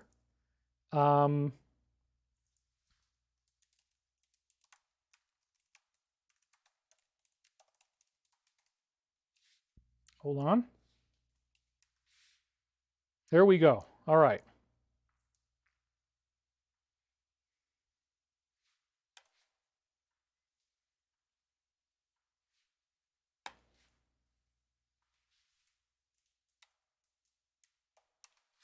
Sorry once again, but this is so worth it, dude. I absolutely have to do this now. So just please bear with me. This is really, really good, and you're going to be happy that I did this. Okay, so hold on. And there we go. So we're putting it all together here for you so you can see things that I have already been seeing. It's all going to make sense to you very soon. All right. This was a movie that really, really scared the living crap out of me when I was a kid. If there was ever a movie that did that, this was one of them. Okay, so now we're good. So black goo is the topic, okay? So sorry about the delay. AKA don't pull an Eddie Brock, LOL, says Live and Thriving. All right, so check this out, you guys. Prince of Darkness. This movie really scared the crap out of me. There was a guy that, I mean, it's just a very, very interesting and scary movie. And so I typed it into the Google and I got the AI overview. The movie you're likely thinking of is John Carpenter's Prince of Darkness. In this horror film, a group of scientists and students investigates an ancient cylinder, which might be in Paraguay, containing a green, they didn't make it black, they changed the color, a green sentient liquid that is revealed to be the physical manifestation of Satan. Black goo, but green goo. Okay, well, they made it green, make it scarier, because black's kind of hard to visualize. It's not going to look as good. But again, they always disguise the truth a little bit. The liquid has the power to possess people and turn them into zombies. And the ultimate goal of this evil force is to release its father, the anti-God, into the world. The trailer gives a glimpse into the film's plot, its characters, and this ominous green liquid that is the physical manifestation of Satan. They've known this the whole time, folks. The DS has known this the whole time. They've been hiding it from you. They don't want you to know that they have this black goo in a container in Paraguay. But it's right in the movie Prince of Darkness. They don't say Paraguay, but I mean, they don't tell you where they dug it up from. I don't think they do. But anyway, so this is the scene in the movie where they've got this ancient tube that they dug up, and it's got this weird goo in it. And then the goo, this is really gross, right? But this is somebody, it's obviously a fake image of a human head with the goo flying out. So the possession takes on a very, very literal definition here. So again, the black goo is visualized inside this container. How freaking creepy and weird and strange, isn't it? Well, there you go. So apparently Superman is talking about it. I'm going to go check out that movie as soon as I can. And now, thank God, we're up to the latest Archangel Michael time loops. So this is the part of the show, again, where we talk about the remote viewing results that I had back in 1996 through 99.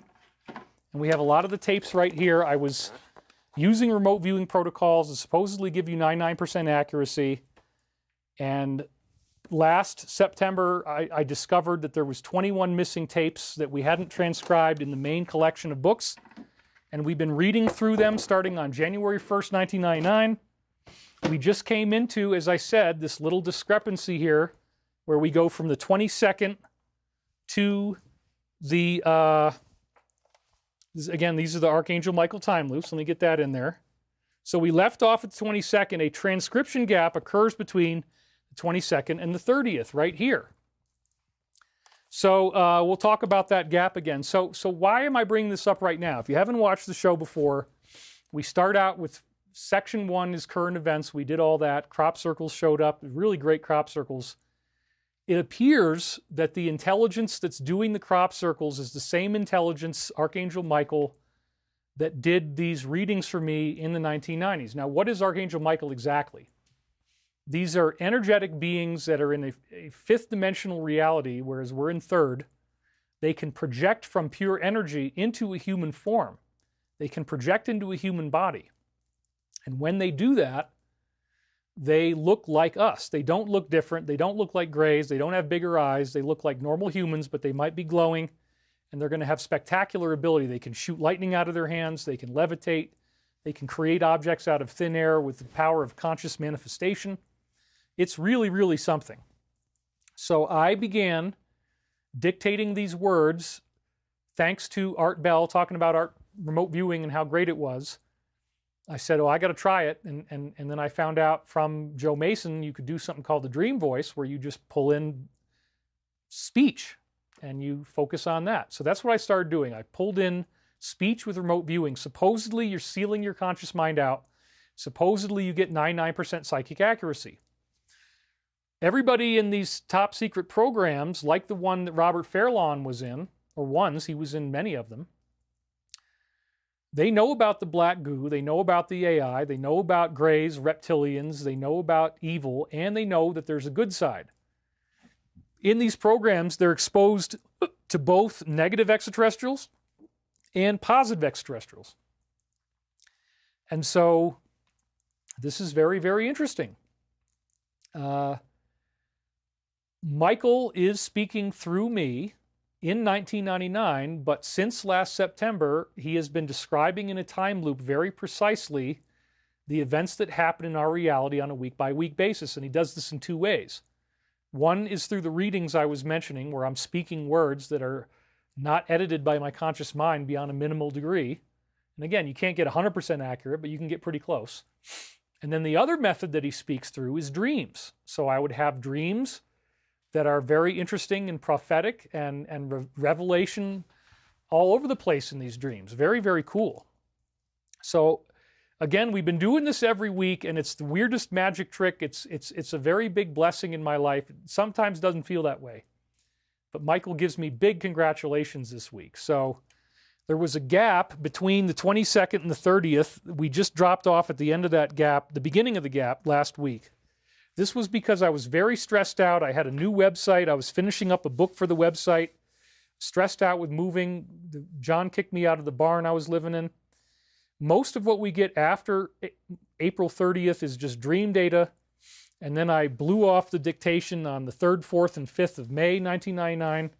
Then I immediately went into a conference that I did in rural Virginia at the spiritual center owned by a husband and wife. It was only my second time. It was the first time I'd ever gone away from home.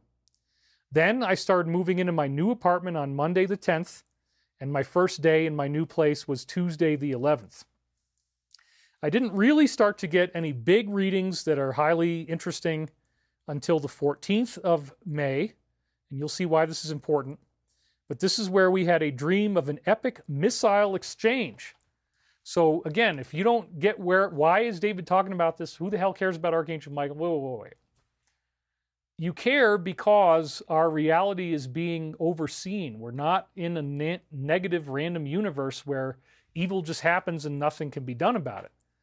The positive forces are very real. Positive extraterrestrials in the form of human-looking beings are very real, but they're in a fifth dimensional level. They're outside of time, so they can look at our 2025 in 1999, dictate through me, and they've told us week by week what's happening in our reality in 1999. They're prophetic readings. So we just had this Israel-Iran war, the 12-day war. Everybody was worried about the end of the world. Now it all went away. Eric Roberts says, I love your work. That crop circle is Wiccan, a tool of magic, can be used for either good or bad. It is not satanic unless you cross over into Crowley. I am not Wiccan, I am spiritual. Well, we are crossing over into Crowley. That's why they put it next to crosses. All the other symbolism that we discussed, the Wicker Man, satanic cabal, it's all interconnected, folks. So what are the odds that we have another dream about an epic missile exchange, just like the Iran-Israel war, on May 14th, when things start to get hot again? At the end of my dream, we had an oceanfront area. Rockets were coming out of the sky. One hit me on the foot and then another. They didn't go off, whereas the others did. Remember, a lot of these rockets were intercepted in this war on both sides. They were just little rockets. It wasn't anything really bad, but it did hurt my foot. And as I first unsealed this, we'd just been through the war, and I was recovering from a major foot injury. So holy crap, missile exchange? Just little missiles that didn't really do anything? Yeah, that's pretty much what happened for the most part. Most of the missiles were intercepted. Right after the rockets came, there were really big ocean waves. I was worried they would slam me up against the wall. This indicates that we're not going to have physical earth changes, but that these rocket exchanges are the equivalent of that. That's how I would read it. Michael has many other things I could say to talk about that correlate with that. So it's not a physical earth change, not a physical tsunami. But I tried to complain to someone about what had happened. They really didn't seem to care. That was very lame. I expected some consideration.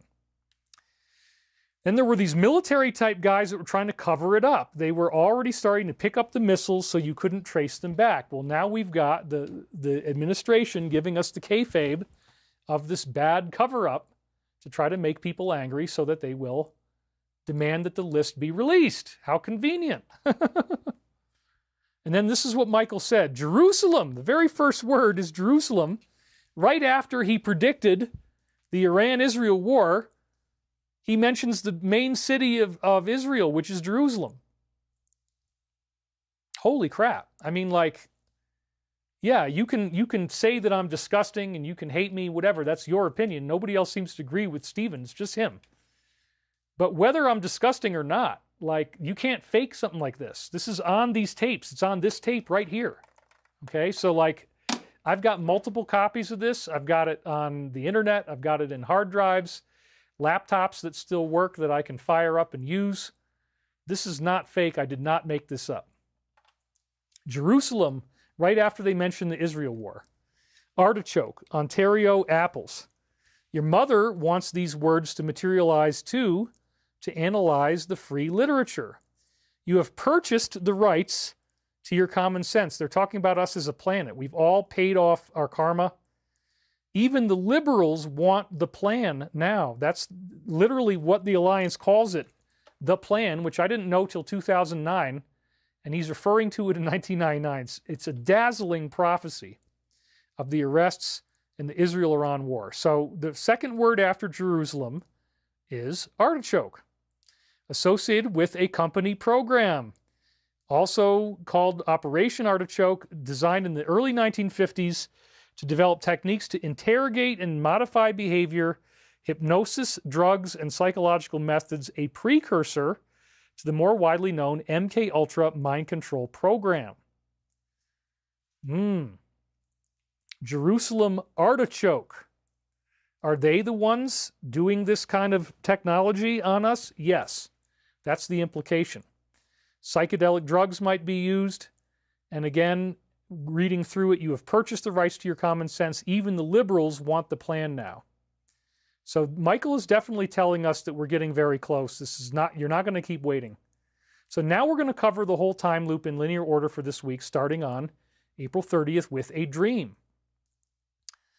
I was back in high school for a unique new graduation. There was a huge festive atmosphere, and I was wearing wickedly funky dress clothes. Well, this is obviously prophetic of my sizzle jackets, and the successful graduation party is another dream symbol of ascension and human transformation. So once again, Michael's got I'm wearing the sizzle jacket I didn't actually say what it was, but wickedly funky, sizzle jacket qualifies. You dressed up like a stage magician like David Copperfield or something with sequins and sparkles, and I just felt like having a more muted appearance this week. But anyway, the graduation with the sizzle jackets, that's a symbol of ascension. They call it graduation, the law of one. And Entangled donated, thank you very much.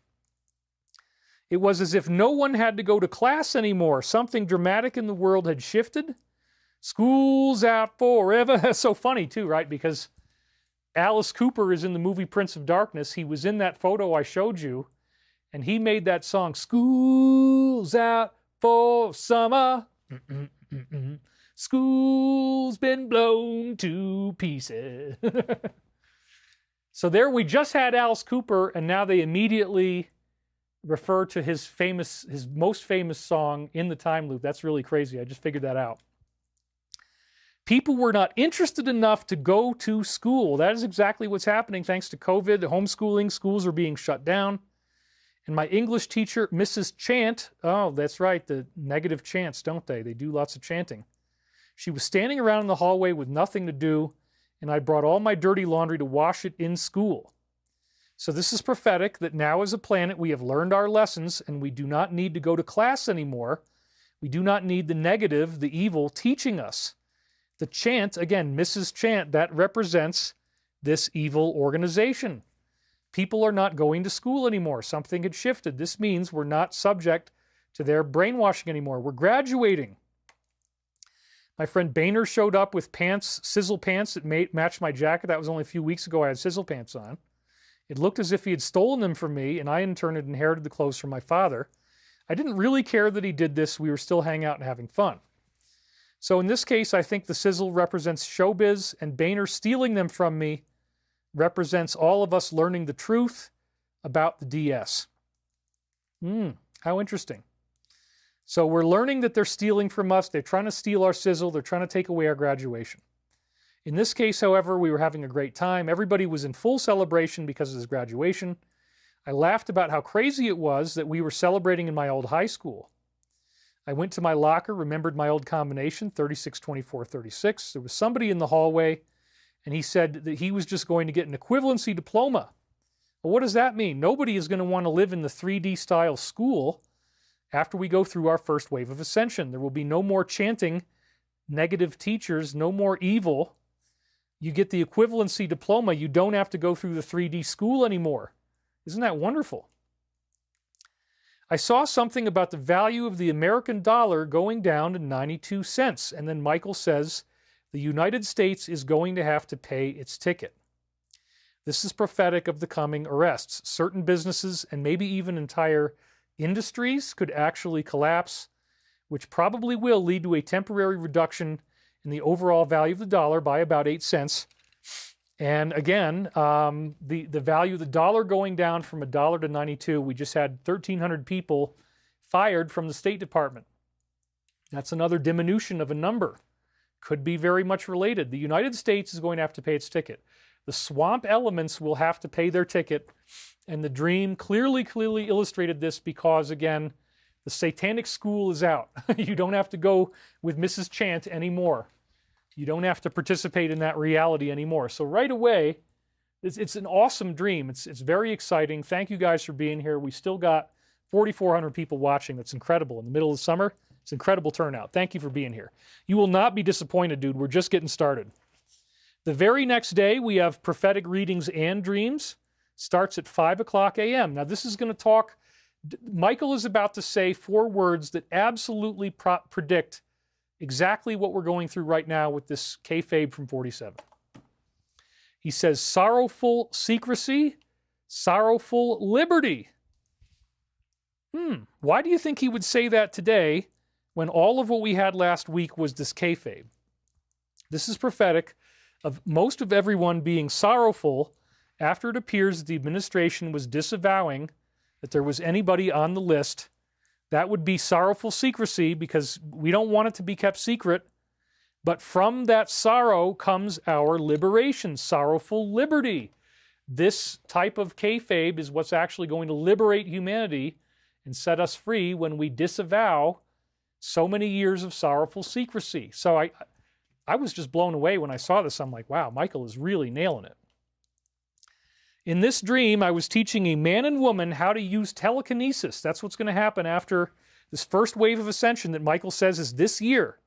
The formula is the negative gets arrested, we find out the truth, and then positive beings show up and we get this sudden upgrade. I'm not sure what sequence it all happens in. We're going to have to find out. So Sabrina and I were literally about to go teach a class in rural Virginia where her talks included exercises for ESP. I had wanted to freeze some water in a drinking glass. I was training them to use our shared group telekinesis to freeze the water and turn it into ice cubes. So obviously this is a dream. We're not doing this in reality yet. This is prophetic of what will happen after the first wave of ascension. People will start to be able to develop telekinesis. Some of us more than others. Michael makes it very clear that the good guys win. If you have been practicing the teachings of Christ, following the teachings of Jesus, making that part of your life, even if you want to say this, if you've accepted Jesus as your Lord and Savior, however you want to look at it, it's important that you not just do that, you also have to actually practice the way that he lived as best you can. Alive and thriving says the refreshing of the tree. You're absolutely right. So this is prophetic of our post-first wave life, that we're going to be able to use telekinesis. And apparently not too long in the future. I couldn't believe how well this worked as a group. The water disappeared and froze as we did this. When we got done, all that was left was a tiny and round piece of very cold metal. This round piece of metal surrounded the bottom of a pencil-shaped object that went up. Oh, are you thinking what I'm thinking before I hit this? What do you think this is? If it's pencil-shaped and it's metallic, oh, it looks like a missile, doesn't it?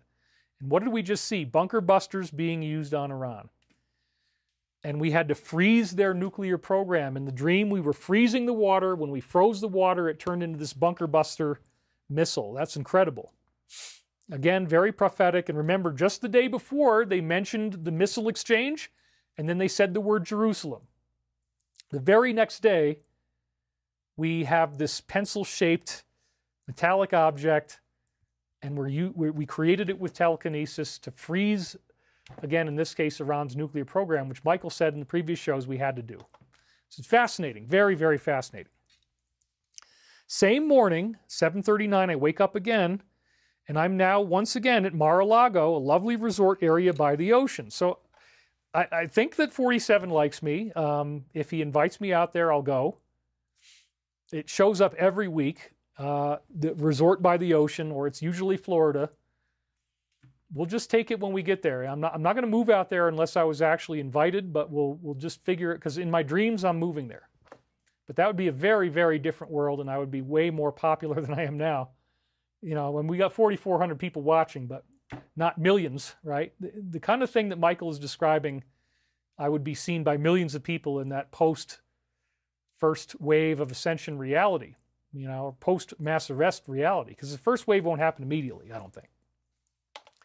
So there again, Mar-a-Lago, beautiful decor like my grandparents' lakeside cabin, but far bigger, a double bed like the one I have now, and in this case, this ends up being prophetic of the island and the public's current state of angst. And remember, they're trying to accuse him of being there. He wasn't to any significant degree. If they had that, they would have used it against him. Everybody wants to know, and so there it is in the time loop. So here it is. Everybody is saying, we demand that you release it. We demand you release the names. We demand you release the list. And so what I get is I get to be sent to the island in my dream as one of these. My character symbolizes the DS. And he's going to go through the same things that they went through on the island. That's what this is about. Again, very prophetic right now as everybody's talking about the list. Annette Johnston donated. Thank you very, very much. What essentially ended up happening was I had two gorgeous women in succession in my bed on this island. Ah, right, that's the whole thing.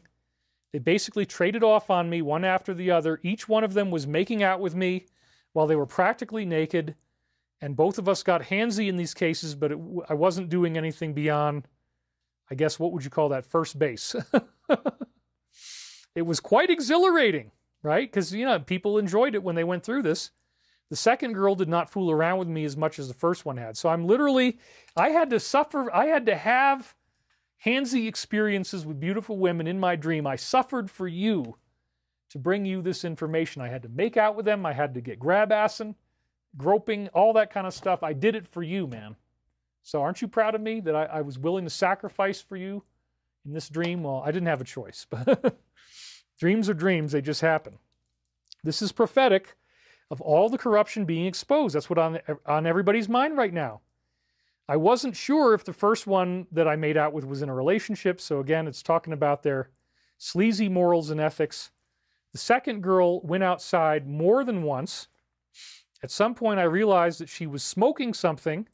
I finally went out and saw where she was. She was indeed smoking, which caused me to lose interest and decide to leave the entire area. So at this time in 1999, I would not have wanted to be around anybody smoking weed because I'd be too tempted to use it. And I was working my sobriety. 27 years sober is ultimately what it added up to before I had to use it again for my teeth. This is prophetic of people losing interest in the DS. So again, prophetic of humanity losing interest in the DS. So we all are kind of like, no, we don't, this is not a good thing. This is not a fun thing. It wasn't a great thing that these guys were doing this. This is bad, and we want to walk away from the whole thing. So it's prophetic of everybody turning on them and demanding the release of the list. How fascinating in light of this week's news.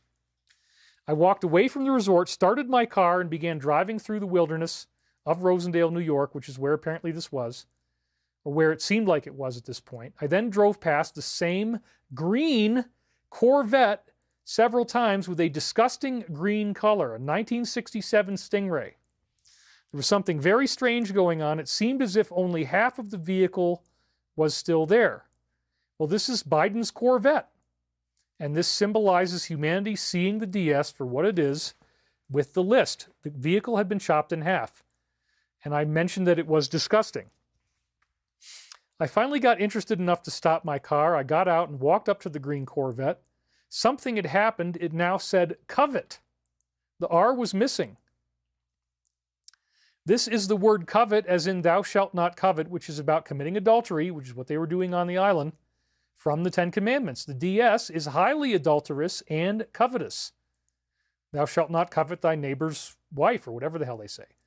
The DS is being reduced just like the car, the Corvette, was being cut apart. So yes, they are very, very covetous. The letter R was missing. An entire strip from the center of the car itself had been removed, cut right out of the car from front to back, going all the way down. And sure enough, here's a picture of Biden's Corvette. And when you look at the roof of the front, you see there are these lines going down the roof. Imagine if that center section in the middle there was now cut out of the car and removed. Rhonda Peterson, hi David, I've been following you for many years. Your efforts are deeply appreciated. Yeah, I mean, this show came together fast. I did most of these slides in just the last 2 days. It ended up being a great show anyway. So think about this, right? If you could cut out that middle strip down the center of the hood and then slam the two sides of the Corvette back together, what would you have there? Well, you'd have exactly what we see in this dream. The car is obviously not going to start. It's not going to run. It has been destroyed. So this is symbolic of the Alliance and Michael's people destroying the DS. So the letter R was missing, cut right out of the car. The strip of the car from front to back was removed. The Corvette was then joined back together with this strip missing down the middle, and I didn't figure that out until the end. So obviously the DS, the car, would no longer be functional, chopped in half. This is showing us they are on their last legs. We just had 1,300 company employees fired. The final kayfabe is going on. That's the title of today's show. The Corvette has already been cut in half. When I came up to it, I realized it was smaller in width than the regular Corvette would be. Central strip was cut right out of it. And as I said in book 4, this is prophetic of Biden's scandal where he had a picture of his garage with the Corvette coming out, and there were loose classified documents just hanging around, not being protected.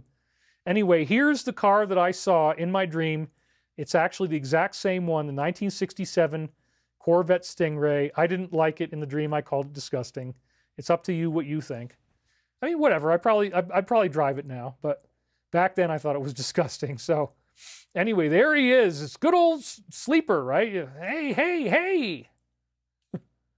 Oh, I got something I need to tell you here. That's a great car, isn't it? Yeah, not really. What's up with the license plate? You got 2 armed guards staying on either side of what looks a lot like Baphomet to me. I mean, I'd love to get more detail because I can't really sharpen it up enough, but what the hell is that license plate on the front of his car? Right? Like, what is that thing in the middle, and why are there 2 armed guards on either side? This definitely could be Baphomet. I don't know, but I'm just speculating. Notice that area of Baphomet is exactly the part that was removed. It goes right down the strip in the center. Baphomet's section was removed from the vehicle. Oh, isn't that weird? And then here was the classic shot, one of them, from this video where he's driving out of his car and he's got piles and piles of boxes of classified documents.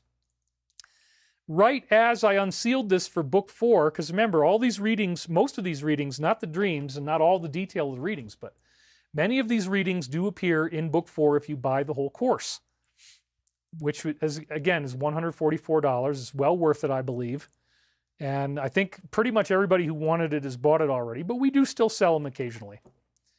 So this is CorvetteBlogger.com. President assures the nation his Corvette is parked in a locked garage. It's kind of like a joke title. And January 12th, 2023 is when this came out.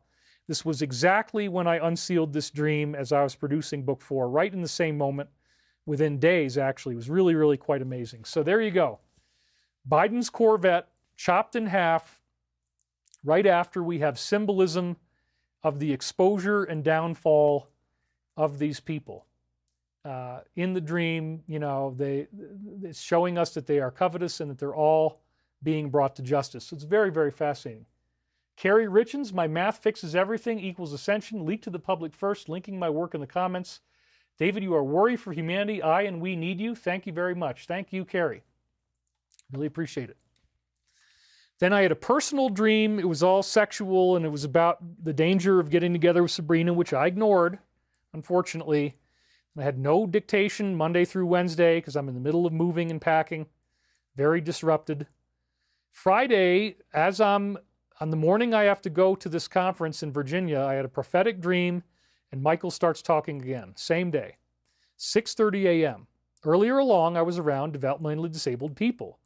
For some reason, they thought that the administrator at the fellowship, this is the church I would go to in Virginia, his name was Michael McCarthy.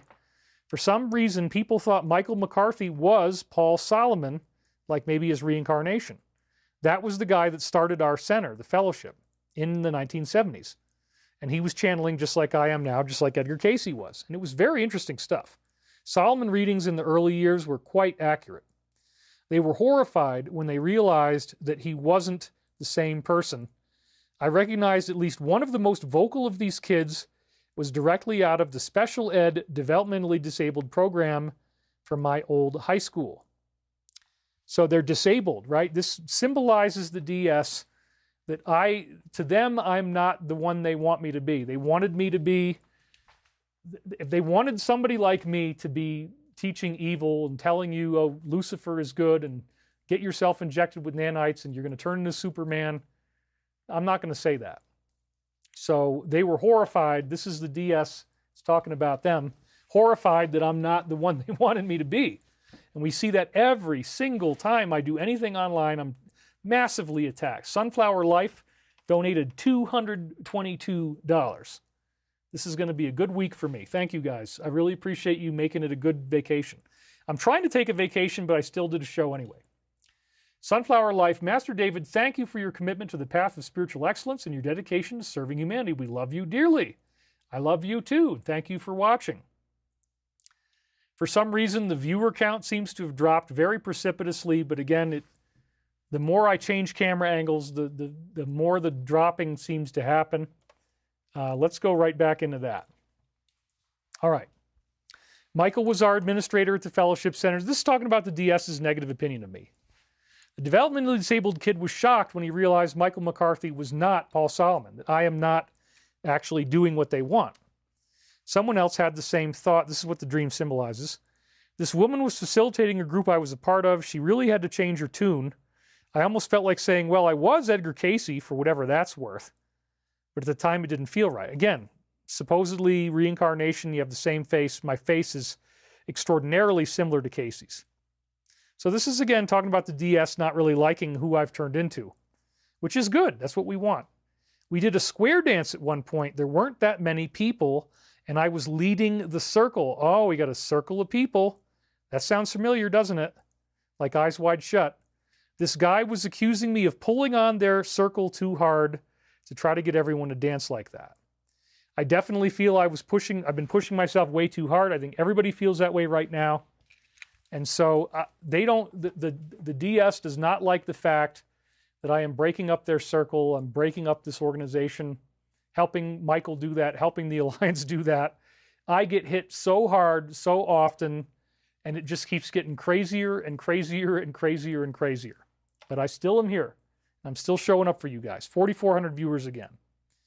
Now, this is what the first Michael thing says.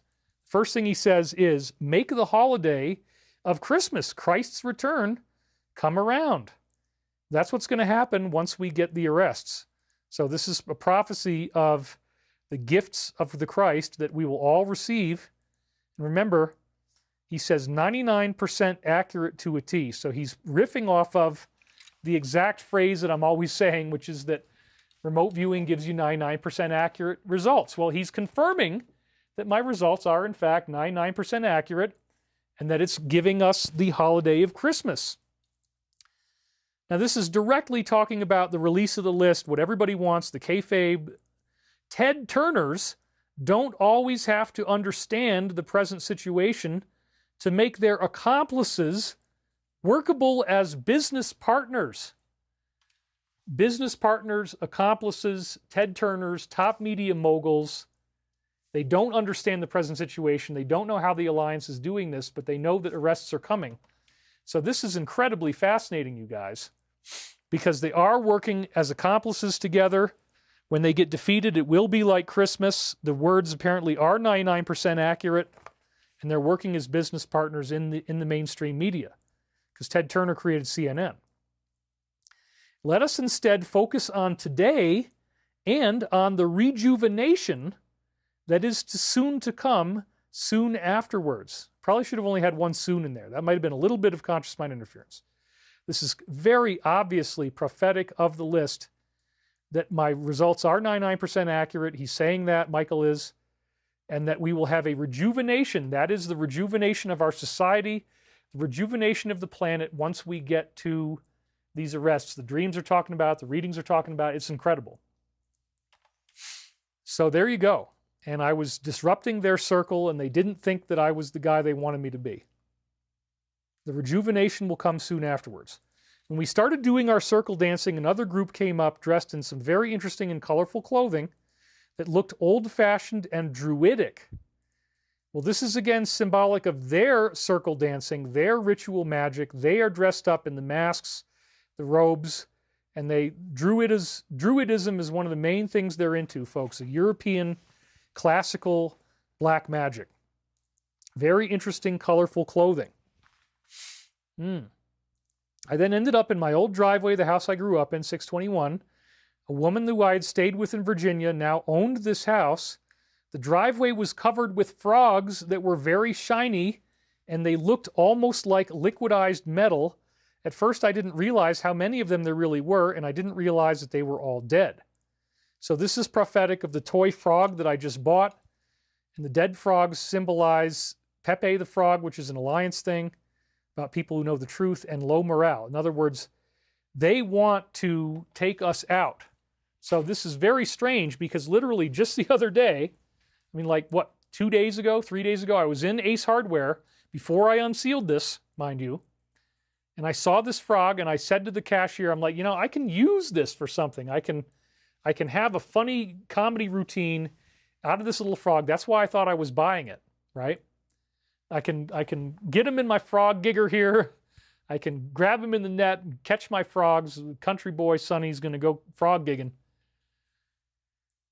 I bought this, and then I immediately come home and I unseal this, and I'm like, oh my God, shiny frogs. He's got the shininess on his back. You can see that right there. So like, wow. That just really tripped me out, because I did not know that was going to be in there. And it's one of those things that you just realize, like, wow, this is something way bigger than my conscious mind's going on here. So they all want us dead. That's what it means. They want all the frogs, all the people that are aware of the truth. They would like us all to die. They'd like to throw us in camps, inoculate us, get rid of us any way they can. Nuclear war, fine. Pole shift, fine. Tsunami, fine. Volcanoes, whatever. Just get rid of them.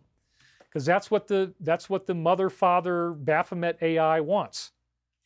In The Secret Teachings of All Ages by Manly Palmer Hall, it says that Baphomet is a liquid-like energy.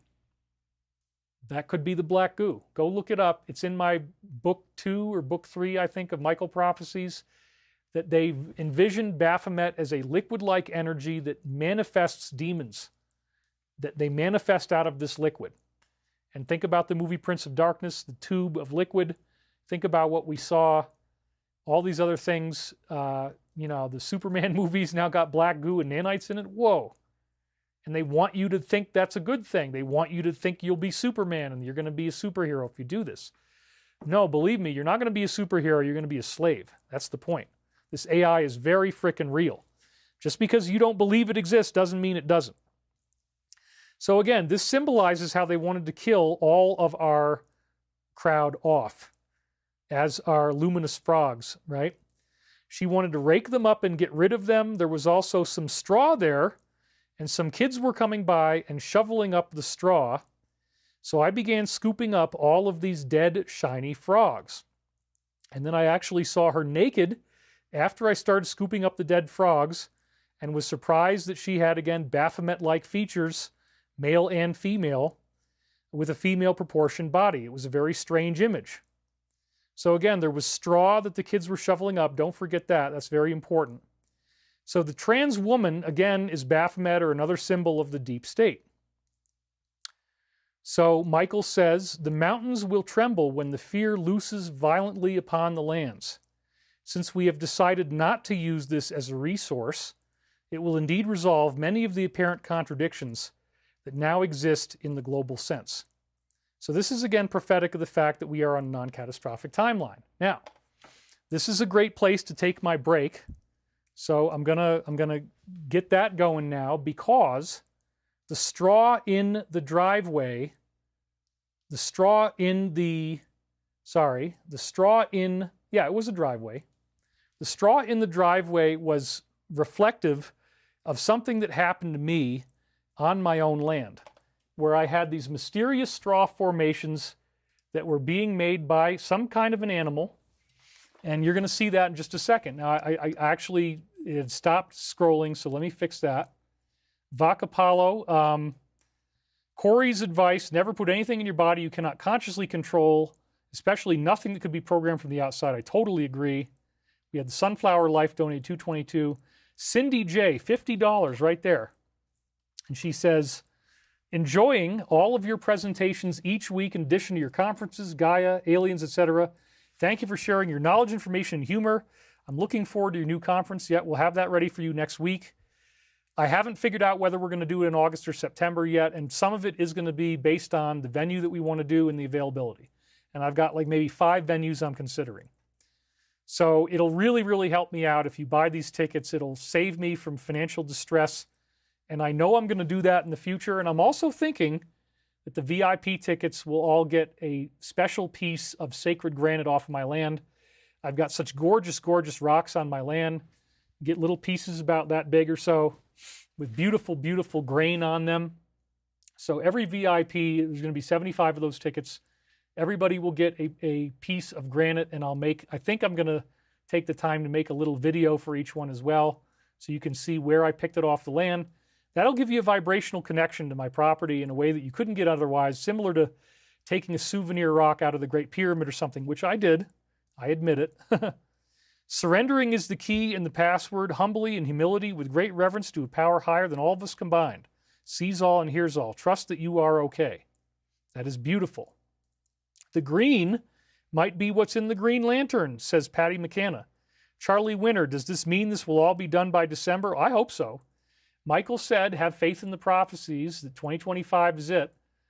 What 47 is doing right now looks like an end game. So again, the final image of this dream is all these dead frogs in the driveway, but then there was this straw on the ground as well. Well, this is very strange, because just a week ago, the animals on my property made a mysterious straw formation, a series of them. And so yesterday I went out and filmed it, and this is going to be my break video. So let me go ahead and mute my microphone, and then I will get right back to you guys after my break. But I want to show you this so you can see another very strange synchronicity, that this huge amount of straw appears on my path right before I unsealed this dream, where the frog was mentioned, because again, the luminous frog was something that I bought at Ace Hardware, and then the straw showed up on my hiking path I walk on every day. So I'll be back very soon, and in the meantime, we're going to roll the clip. Here we go. I got to mute my microphone first.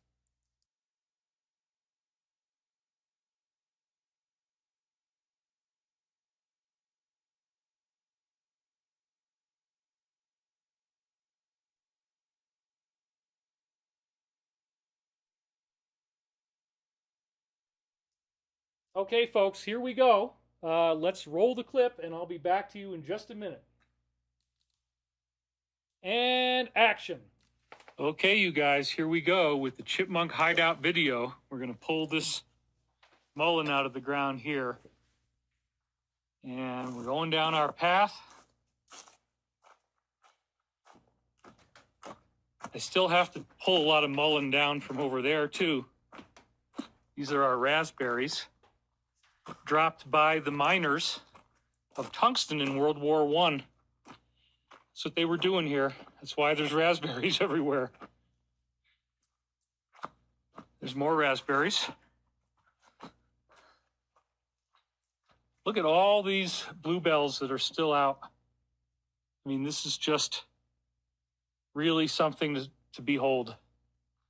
They lasted so long, whereas like last year, they all blew off in like 3 days from a bad wind, and that was it.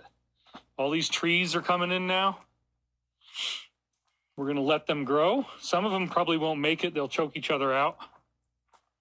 We got this over here as a natural pile for the chipmunks, squirrels, etc., bunnies.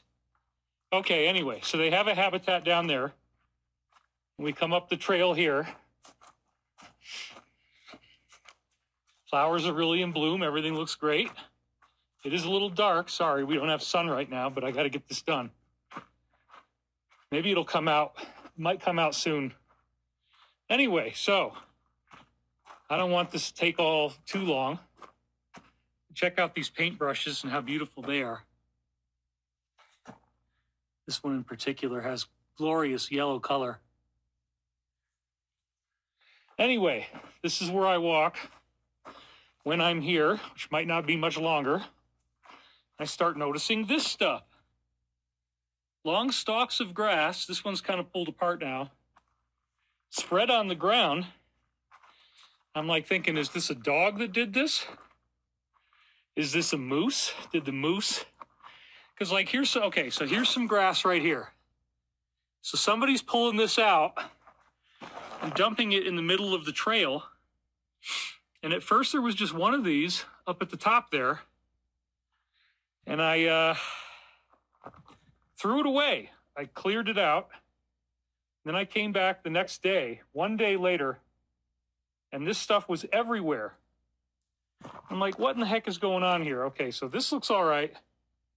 But you come on over here. Look, the sun is coming back. We're going to get it really soon. It's going to be great. Right here,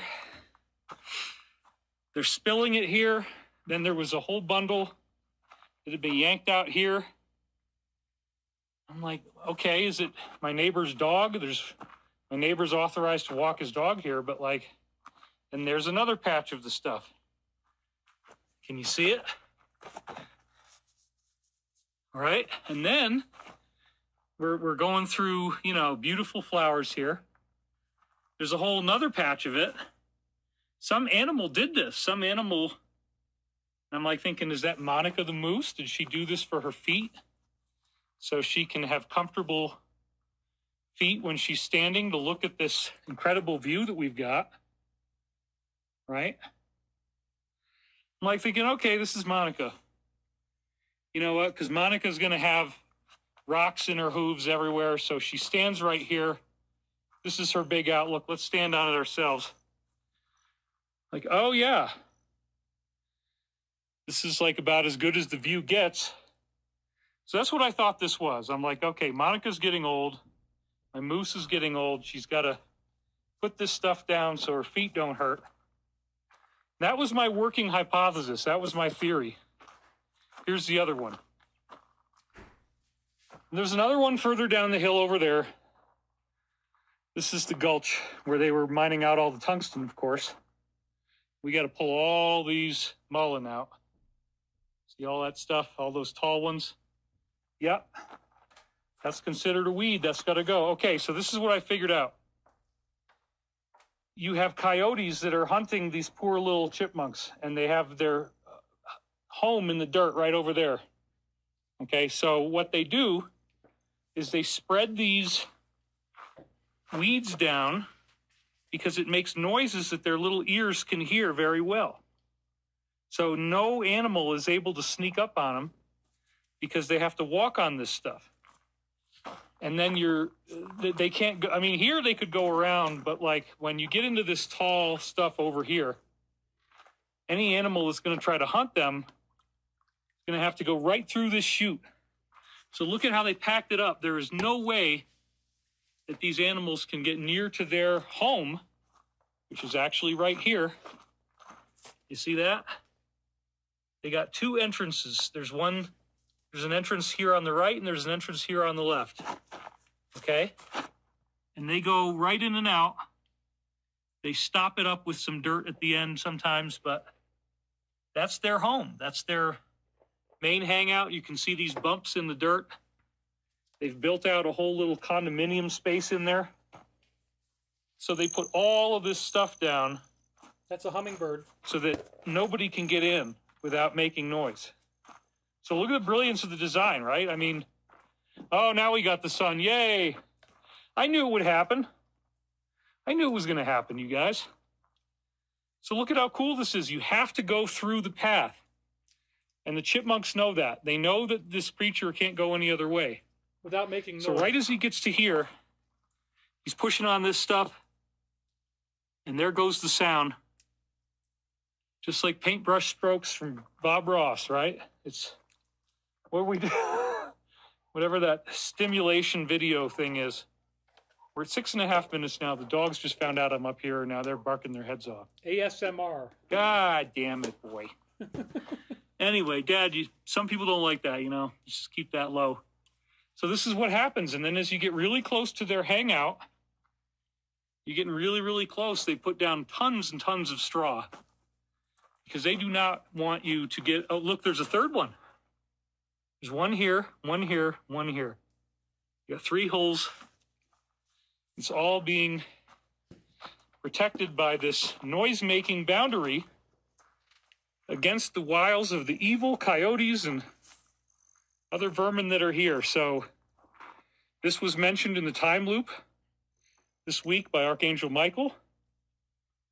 I wasn't feeling funny, but I wanted to show you this, so we got it done. I got to get ready for tomorrow's show. See you guys later. Bye.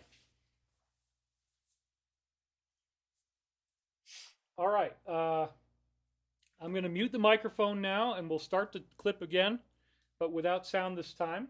Here we go.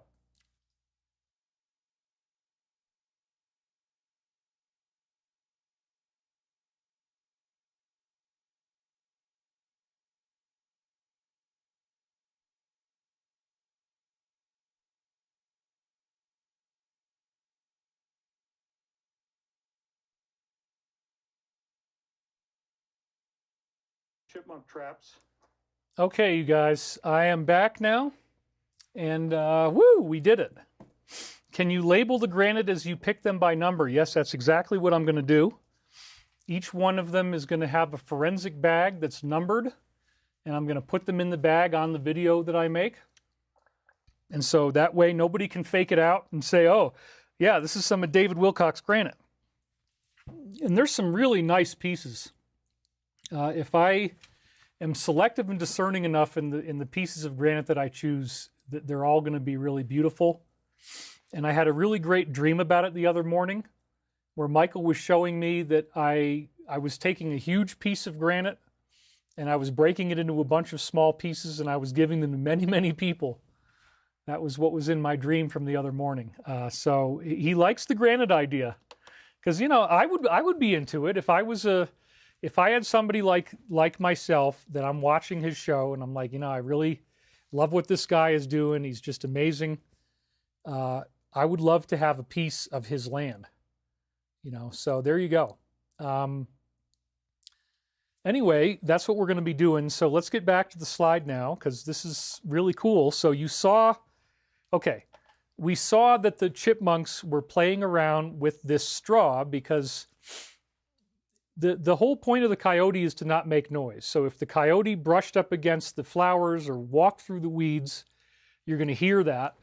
Their little ears are very sensitive, the chipmunks. So they put the straw down so that the coyote cannot get in without walking on it and causing noises that they can hear, and then they can run into their little hole. So it probably is saving their lives. And so once I realized what that straw was for, I'm like, well, I'm definitely not cleaning this up for the chipmunks. Let's leave it there. It's going to keep them safe. And here it was in the dream. The woman was saying she wanted to rake up the dead frogs and get rid of them. There was also straw there, and she was having kids come by and shovel up the straw. I began scooping up all the dead shiny frogs, and I actually saw her naked after, started doing the Okay, so let's just think about the fact that the straw was what protected the chipmunks from the coyotes.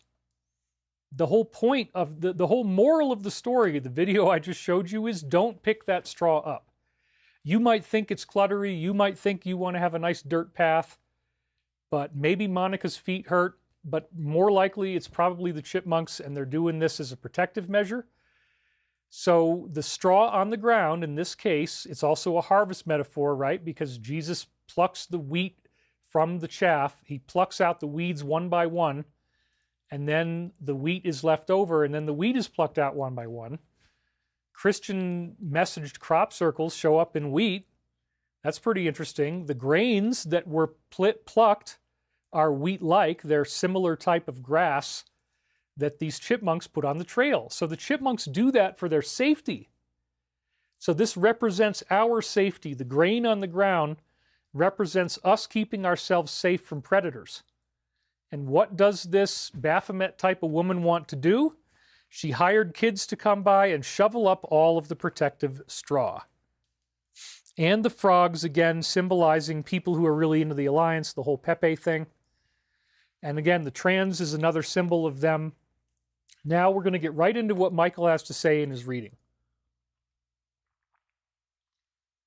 The mountains will tremble when the fear looses violently upon the lands. We have decided not to use this as a resource, and this will resolve many apparent contradictions that now exist in the global sense. So this again predicts and proves that we are on a non-catastrophic timeline, as Michael always said. For just a few minutes, I had an idea. The concept of personal self-integration demanded effort and sacrifice on a level far too massive to be considered on the conscious level. You are all going beyond that level.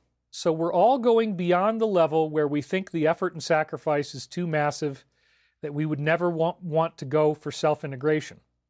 And that's really what we all need. If you're integrated, you're happier. Thus, there is always going to be another opportunity for change and expansion thereafter. So when he says you are all going beyond that level, I think what he's really saying is we're going into a new level of humanity. This is another Ascension prophecy, because he always talks about it. You're all going beyond that human level. You will have change and expansion. So, advancers led decliners by a 2-to-1 margin, and the New York Stock Exchange was approximately 10,661.24. Now, I hadn't even thought about looking at the posts or anything, but that's pretty weird because that's about 400% lower or 450% lower than the Dow Jones is right now. 10,661 versus the actual price today is 44,650. So it would be a huge reduction in that stock market. Now, why would he be saying that again? I think that if certain industries, hopefully it doesn't go down that much. If the Dow goes from 44,000 down to 10,000, that's a big, big economic event. Now, maybe Michael wants you to believe that, and I'm getting in the way, but I'm not getting in the way because I gave you the slide. I let you see it. I don't believe the stock market is going to crash that much, but if it does, well, then we were right. I don't want to be right about something like that. I hope it's wrong. But maybe, because he also said the dollar was decreased down to 92 cents, there's going to be institutions that will collapse, and there's going to be swamp rats exposed, and they're going to be no longer able to do business, and people are going to sell off their stock in these companies, and you're going to see certain things go down. Does that mean the whole Dow Jones? Maybe not, because he said the New York Stock Exchange, which is not really the same as the Dow Jones. So, I was still living here at the farm. It had become a ratty barn apartment with hay in it. The barn was dark and wooden, almost like a chicken coop. Outside of my barn, there was a golf course. Oh, there's that 47 stuff again. It keeps on happening. Rolling hills, green grass, and everything else. Another prophecy of the Alliance helping us. The golf course symbolizes 47 and what he's doing for us. I think someone else was living with me. I somehow intuited that this was a place where a lot of people with low income were living. Well, that's definitely not Mar-a-Lago. But I moved into a very low income property in Virginia. Just like here, I realized I was right next to a large military base. And at some point I went outside and I saw totally amazing technology being used. So this is actually symbolic of the coming disclosure that we won't be poor anymore. The military is doing it in conjunction with 47, right? Because we got the golf course again. We're right next to a military base. The military is the Alliance. And now they start using levitating machines. So this is predictive of after we get the arrests, apparently pretty soon, they're going to let us see ships that they've had this whole time that use anti-gravity. They can cloak them. It's called masking, or they can decloak them. And they're going to decloak them and fly them. I mean, that's a big, big part of what I'm expecting. And that's where all of a sudden, there's all these people out there in the so-called truth community. Oh, well, David Wilcock actually said that. Yeah, I know. I was right. Not only do the insiders tell me this is going to happen, Archangel Michael is predicting that it's going to happen. They have the assets. They're not going to hide them from us after disclosure. We're going to find out that this classified technology always existed. Since early to mid-1950s is when they started getting workable prototypes off of things like the Roswell crash. So yeah, let's dig in. This is a fascinating dream because it's a post-disclosure dream now. There was a purplish, streamlined-looking van or camper. There was also a Volkswagen Beetle that was a beautiful periwinkle purple in color. Just a deep, deep saturated purple, like, what's that guy? Like Grimace from McDonald's, or Barney the dinosaur. That kind of purple. Both of these had the ability to fly. I tried to explain it to myself by saying that they were supposedly some sort of secret weapon. They could blend in with everything else on the highway so that you wouldn't even see them. Now, Stavati's going to have to make something like this, I guess. But this was so cool. It was very much like Back to the Future, where it had wheels. You could drive it on the highway. It could look normal, but it also had an anti-gravity machine in it. And so it was a hybrid vehicle that you could either drive like a car or you could fly in the air. Now, we don't have a plan to make something like that, but maybe there would be a reason why you'd want to have tires too, so you could roll it around without it being powered up. Anyway, this is really, really prophetic of Stavati because we are going to be building hover cars. I've had an intensely difficult fight to get to this point. I have no idea where this is going to take me next, but we do plan on, we don't even need $1 million. We only need, hundreds of thousands of dollars to prototype our first hover car. The anti-gravity system that's going to work. By the way, Chris did ask me to say this. If we do have people who are interested in participating in the company, I believe we can take 13 more unaccredited investors total. And I believe we have some higher number than that, like maybe even up to 100 or 150. But I don't know what it is. But if they're accredited, which means that whatever they invest is an insignificant portion of their total wealth. That's what you have to have for that to be qualified. So if you're interested, go to stavati.com, STAVATTI.com. If you're mad and you say, well, I already said something before and they didn't respond, well, just say it again. Because it turns out that we are welcoming in one more round. I don't have any other details, but you can write Chris directly at our website and he'll fill you in if you're interested. Just want to let you know. And believe me, I think it's a darn good investment because if stock comes in at a certain very low price and you get that number of shares and then later on our company gets funded, the stock price could go up very considerably. So this could be a very fast way to make money. I'm just saying, if you want to hitch your wagon to my star and have that karma bless you as well, then that might be a good idea. So let's get those in there. Email again, stavati.com. Thank you. All right. So here it is, archetype of hover car, or like a Back to the Future kind. We had a hover car, a hover bug, a hover beetle, a Volkswagen Beetle hippie van that was actually also a levitating machine. Wouldn't that be awesome? Wouldn't you guys love to have that? Linda Kiesling says, black goo, crude, major money, new technology, freedom. Crude oil has been our biggest problem. Do you have petrified frogs? No. The frog thing was something I bought at Ace Hardware, and it was in that time loop. So this was a very cool dream. The long purple camper could drive really fast, and it also could bounce very highly, again using anti-gravity. It would jump up into the air by about 20 feet and then come back down. I was watching this, and I was totally fascinated. So that's your post-disclosure future, and again, predictive of our first hover car prototype in Stavati. There was a guy nearby who was working on a team that was designing this fantastic technology. That's my company. This Michael talking about it in 1999, 26 years ago. I asked him what was going on.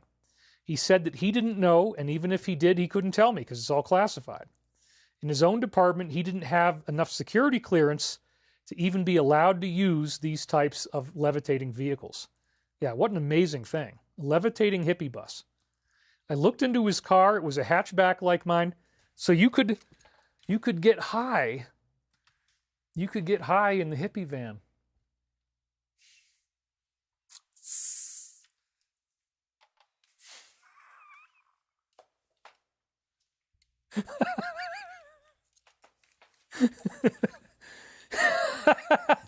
I looked into his car. He had a hatchback like the one I was driving. And there were 2 broken guitars inside.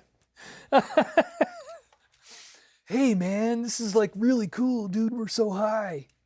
Look out the window, brother. Holy crap. Yes. David, just tuning in. Is this a medicine show? They're the best. No, this is not. I don't know what you're talking about. Anyway, I didn't think much of it at the time. 2 broken guitars inside the car. And I saw him as just an angry young kid. So I said in 1999, this was when I transcribed it. So at this point, I'm only like 2 weeks behind on transcription because I was starting to get caught up. And I just skipped 21 tapes. My inability to properly sing the words of the Creator while I was here at the barn. My guitar was broken. And I think that's true. I needed to live on my own. I couldn't be renting some room from somebody. The Alliance has not been able to disclose yet. So again, the guy who said, I don't have the clearance to fly that kind of vehicle yet, had broken guitars in his car. That represents the conventional military. They don't have the access to this technology. They can't use this to make their lives and jobs easier, but they will. So that's what this is about. The Alliance has not been able to disclose. That's a symbol of the broken guitar. Because the guitar plays music, and music is spirituality and dreams. So if it's broken, that means your spirituality isn't there yet. Then there was a section that seemed like a movie. It was about sneaking into this complex to obtain information. It had large hallways with high ceilings, cream-colored walls, fluorescent lights, and a very mechanical appearance. And as I say here, this is a precise description of our first Stavati facility in Niagara Falls, New York. We are now expecting to acquire at least 2 or 3 more, I would guess. So we have this classified technology. It levitates. It's a levitating hippie van. The guy can't be involved in it because he doesn't have the clearance, and he's got broken guitars in his car. And then I immediately go into the facility where they're making the anti-gravity.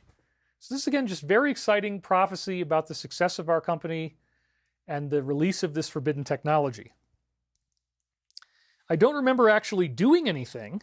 The implications were that we were now in there and we could definitely make some changes.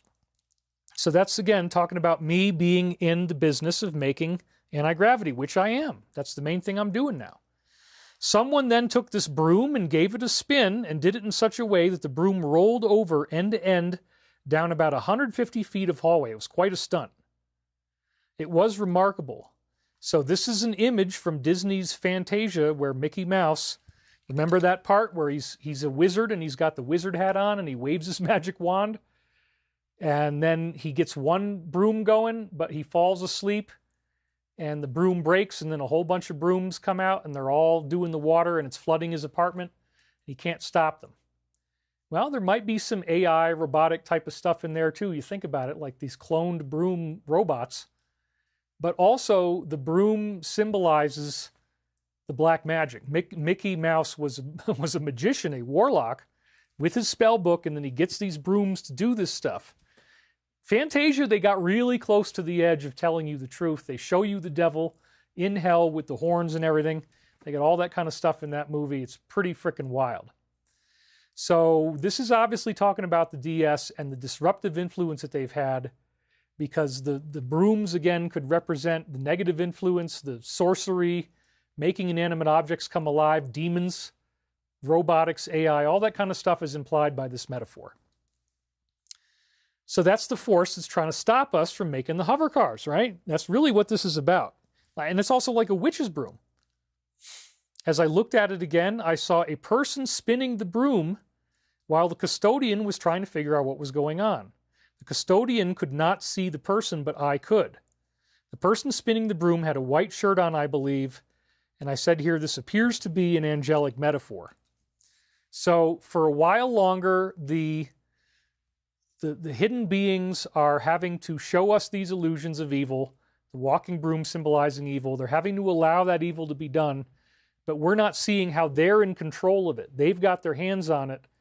The evil has no power on its own. It's in the hands of the positive, and it's just making us see it. It's just creating an awareness. We have non-resident. Non-resident says, mullein is a medicine, great for deep lung healing as a tea from leaves, root, and flowers. Thanks for all you do, David. Well, dude, I got a whole bag of the stuff in the garage now, so I'll try that out. I've heard a lot about mullein being good medicine. Is it better if I tinctured it fresh, or should I let it dry out first? Because if it dries out, I don't know if there's going to be any oil left in there. So we might have to pluck them out fresh and then maybe boil it right then and there. I don't know. We'll figure it out. But that's something to think about. Anyway, so the angel has control of the evil broom the whole time. But other people can't see it. But if you watch this show, then it's like, well, some kind of miracle is happening to David Wilcock, and there's one kid who hates him. His name is Stephen. Okay, Stephen always hates me. He's never going to change. Even if I started glowing, he would hate me for glowing. He'd make jokes about that. Like, it's not going to change anything. So, but there's a miracle going on here week after week with these incredible time loops. This is 26 years ago, predicting the development of my company, and how the negative is always creating these clones. Like, Stephen looks like he's all these different people, but it's one guy. There's only really one broom, and Mickey just clones it. It's all part of the metaphor I think this dream is talking about. So then the angel has control of the broom. Then I went back to my apartment again. The kid was now in my house. I was trying to talk on the telephone while he was doing his thing.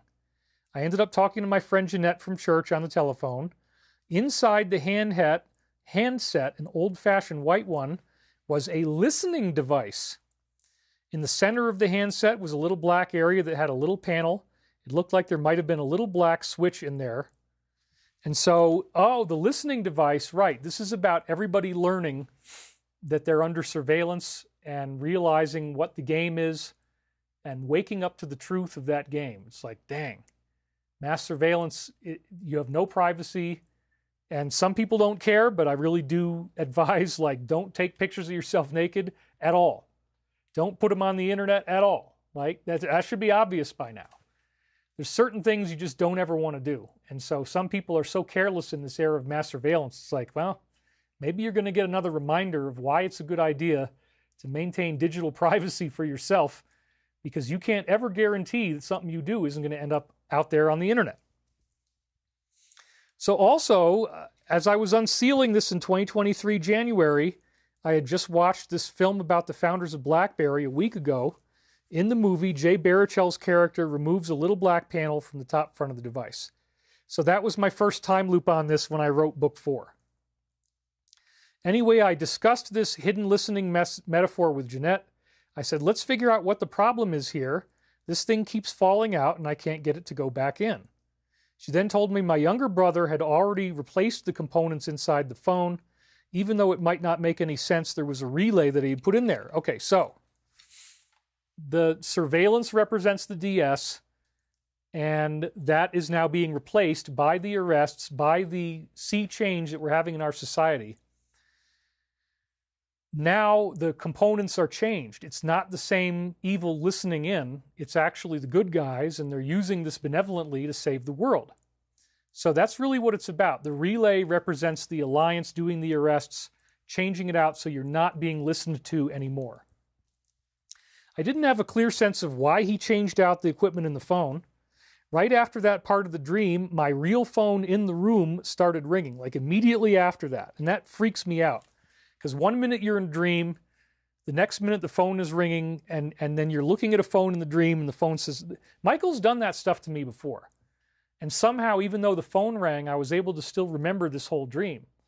But there was a beautiful convergence between when the phone rang and when Michael replaced Michael. My brother's name is Michael, representing Archangel Michael. He had replaced the components in the phone with peaceful components. Ring, ring, ring, there goes the phone. Dang, dude, wow. That was very interesting.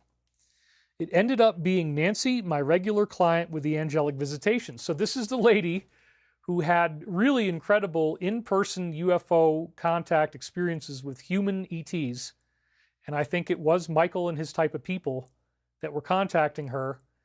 And on her first reading that I gave her as a client, I was trapped inside a giant cathedral in my dream. And I start telling her the dream, and she starts crying. And I'm like, what are you crying about? She says, I have this paper on the side of my bed that I wrote down for our session today because the beings showed up again last night. The light came through the window. My husband's fast asleep. He doesn't notice anything. I wake up. There's this human beside my bed, very beautiful human. And the human says, remember the giant cathedral. And he says, write this down. Remember the giant cathedral. So she actually wrote it down on a napkin. And then my dream had me in a giant cathedral. And she just started sobbing. And I'm like, what is going on? And then she told me the story. I'm like, oh, wow. So she seemed to be very intuitive and very guided. And so she was guided to call me at just the right moment to correspond with my dream. That synchronicity was freaking mind-blowing, you guys. 4,136 viewers. Let's keep it rolling. And that number's probably going up and down, up and down. So then that was the Friday where I was at my event. And, there it is, predicting my future company with Stavati. Saturday, I had no dictation. I wasn't sleeping. I had to sleep out on the couch in these people's house. Then on Sunday, we had dictation, but only a dream. And it is still prophetic. I was at my grandparents' house by Lake Pasico. And my grandfather was involved in all the spooky stuff with building animatronics for Disney World, as I've said before. Someone built a road in front of the house. This really upset me. Now there were cars in the way before you could walk down to the water. It turned out that they were filming a movie there. I was never exactly sure about what the movie was supposed to be. So this is talking about your peace being disrupted and filming a movie. What is the movie? Well, that's what the posts keep telling us. It's all a movie. Grab your popcorn. They keep using these metaphors. So this is a directly Alliance 17, right? 17 related item here. You're watching a movie. That's the Kayfabe. Again, the final Kayfabe is today's show title. And there it is. The movie is afoot. They were filming a movie at my creepy grandfather's cabin. They were very intent on filming this scene. I kept getting in the way of the camera for some reason. Someone was having me stand on my tippy toes and impersonate a demonic character, but it was all a caricature. So, okay, right. So the Disney grandfather who was working with the people making the animatronics in Disney World, they had a base in Schenectady and they were building it up there and then shipping it down into Orlando. Supposedly, there's a whole lot of demonic stuff going on. Supposedly, again, we just talked about Fantasia. He showed us the broom in the previous dream, the animated walking broom. Now the Disney theme comes up immediately again. And this time, I have to look like I'm a demon. And I'm doing this with my grandfather. So it's like, That's, again, talking about the DS, talking about all this stuff being exposed, showbiz being exposed. People are learning the truth. That's what this is saying to us. It's fascinating. I didn't get it back in 99, so I wrote, I certainly ended up blending with negative people. I think the point was rocketed home most clearly in my dream of being violated by alien-style demons. I did actually have that dream. It's on May 22nd. There's 2 of them, and they, it's really, really bad. I don't know if that really happened or not, but maybe. Like there's this other reality that apparently I was being taken into involving abduction. We're not going to wonder anymore if those were real or not. We're going to know that they're real after disclosure. Some people definitely were being contacted. I can't prove that I was, but the evidence is quite remarkable. And it includes evidence that I was a victim of severe abuse. So it probably did happen. I'm glad I don't remember that stuff consciously. Let's just put it that way. But I had to impersonate a demon. And that is exactly what they're doing in this organization. So this is, again, prophetic of their exposure. They got frustrated because I was in several scenes they were trying to film. And again, that could have a deep underground layer about children being filmed and unlikely positions, Then the horror scene turned into McDonald's. That's so funny, I just said grimace. There was a bill that had to be paid, and I brought it up to the cashier. It looked as though Jeanette was trying to get me to pay her portion of the bill. It was more than $20, I believe. I was working on how to solve that problem. So this is talking about, how do we restore our economy? How do we solve this problem? How do we get to the world that we want to have? How do we pay for that? What do we have to pay as a planet? What do we have to pay as a people?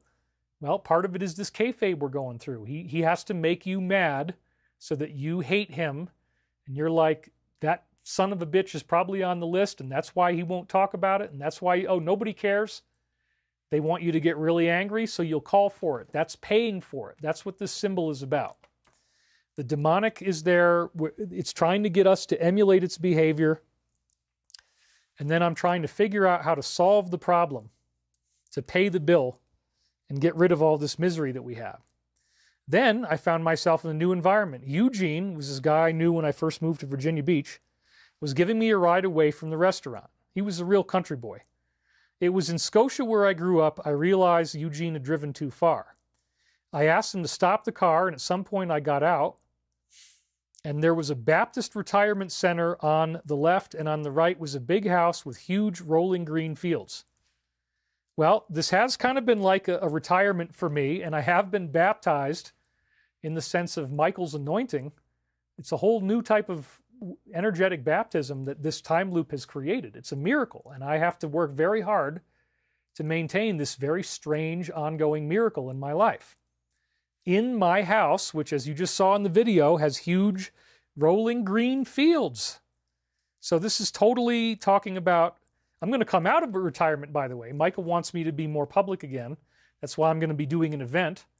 And so next week, again, as long as I don't get disrupted, I can do the show. We'll be launching the event. Hopefully we'll get it all nailed down this week. It'll really help me financially, and it's going to be a great opportunity. So the Baptist Retirement Center. That's this place.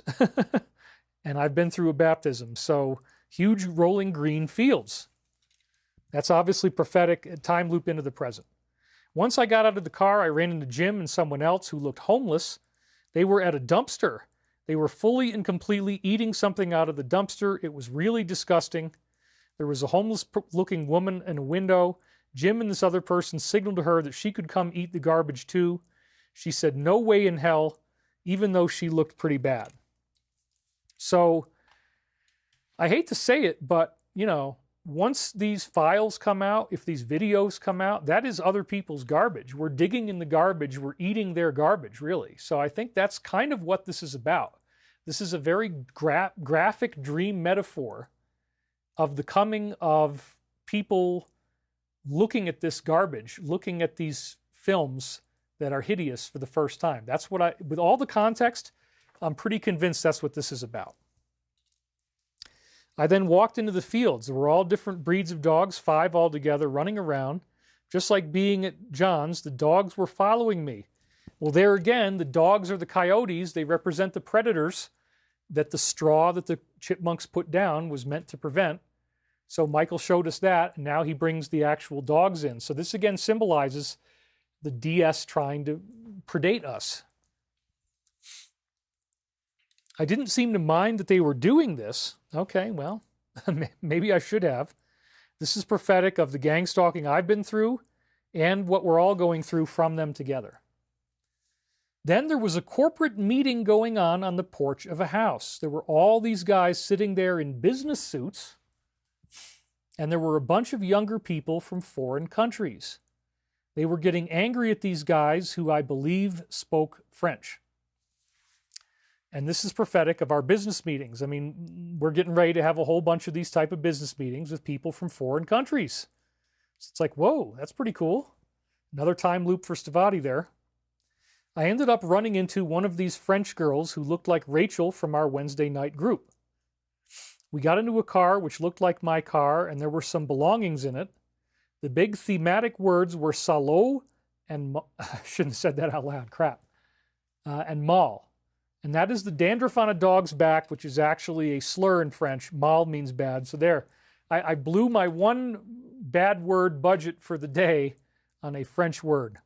Sorry. Does anybody know what that word means? It's the dandruff on a dog's back, as I said right there. All right. So, again, the car with belongings in it, you know, this is a symbol of those who don't have the information yet. And again, the garbage, they were just eating garbage, and now it's like this disgusting word that basically means the equivalent of, you know, poop or something like that, and the word bad. So more symbols about how people are going to be digging through this bad garbage is how I would read that, and that the predators are circling us, the DS is circling us like the dogs. The car had an incredible white tan leather interior. I went through to the passenger side, had to squeeze in to get going. She was really psyched about the fact that I was blowing off the whole thing. The dream ended with me squeezing into the driver's seat, driving with a girl with my stuff in the back like my drum set. So again, this is prophetic of us leaving behind the DS, them being arrested. The drum set plays music. The music represents spirituality, spiritual awakening. So this is all talking about how we're going to claim our planet back. It's really beautiful. So I had no dictation on Monday and Tuesday because I was moving, and it was very, very traumatic, and I'm actually reliving. Because I'm in this time loop, it's not just where I'm reading this stuff from 1999. I'm psycho-emotionally reliving these events as they took place in my life. And so I had a lot of anxiety this past week, and it was, I think, a carryover through this time loop of the fear that I had in having to move out and do my own stuff. And it ended up being rough when I first got started, too. You know, alcoholics next door, jet noise, this child over my head. Thankfully, they were only there for like a month or two, and then they moved out. But this kid was just screaming all the time. It was really, really bad. So I did not end up moving into a good situation. This is right at that moment when I was doing it. Then I had a brief dream in my first day in the house. I believe that was the first day in the house, or the first day that I lived in the house, May 12th. My dream last night had a lot to do with warring. I was fighting like crazy with Boehner and a few others from my past. Remember, he symbolizes the DS. I was just basically noticing who was I warring with the most. So this is just, again, prophetic of our ongoing war. But that's all I remembered for the whole night because I was so stressed out. And then I had another small dream on the 13th, and the 14th is where it gets really good. These two people had somehow died, or they were almost dead. They had gotten caught in some kind of a solvent. Oh, like the black goo. Yeah. The word Karen Silkwood was thrown around. Well, the solvent could also refer to something that, is brought into you. You can read it there. Karen Silkwood was a whistleblower on the American nuclear incident, which I believe, if I'm not incorrect, was 3 Mile Island. Could have been something else, but one of those. If I'm wrong, please correct me. This is prophetic of our fears of a nuclear war. They were almost dead. They'd gotten caught in this solvent, and this nuclear whistleblower, Karen Silkwood's name was being thrown around. So, whoops, let's see what's going on here. Oh, my screen is frozen. So I don't even know if you guys are actually able to see this anymore. I assume that you can. But yeah, we had the whole thing freeze up on me. So the best thing I can do is to keep going. So we're going to keep going.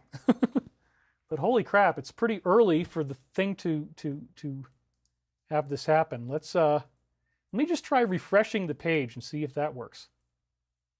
No, that didn't do anything. Okay, so a refresh doesn't work. All right, well, what am I going to do here? My show has basically collapsed. So I think what we should probably do, because I don't really want to go on for a really long time like this, is we will have to end our show, or maybe I'll try to restart the show. Yeah, let me think about this for a minute.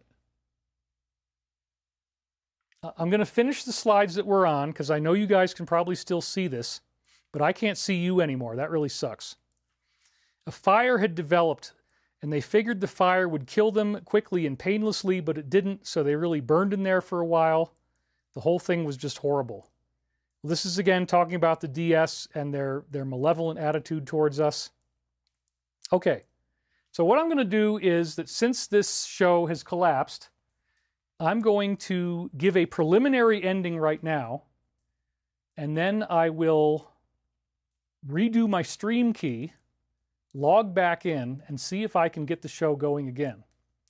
If not, then let's all do our global peace meditation right now, because I don't know if I'm going to be able to keep going.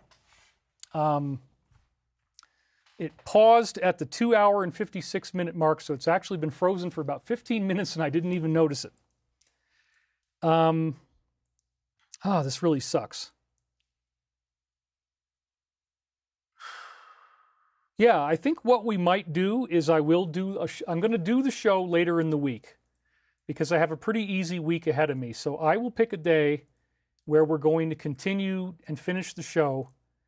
I don't want to try to take all the risk right now to actually finish the show live and then try to reboot the show. I mean, maybe I can. Let me give it one shot. I'll give it one shot. If it doesn't work, then I'll just pick it up with you guys later in the week. Maybe we'll do it on a Wednesday. That might be what we can do. Maybe we'll do it at noon on Wednesday, something like that. Noon my time, 11 a.m. Pacific, 2 p.m. Eastern.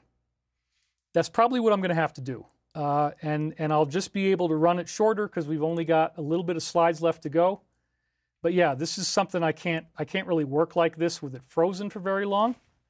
So in case we have to stop, let's do our global peace meditation right now, all right? I'd like you to close your eyes, put both feet flat on the floor. Just let yourself relax. We're so grateful for all the fascinating things that we've learned today as we drift deeper into the silence, the stillness, feeling this resounding gratitude and peace flowing through us, enlivening our bodies, making us feel more and more alive with each and every moment. Following the path of your breath, going deep into the stillness now, deep into the silence. We are so grateful for all that has happened, so grateful for what is happening in our lives right now. Feeling that connection to the source, thinking about the Wicker formations that we saw today, the coming of this success that we know is due. And again, no fear.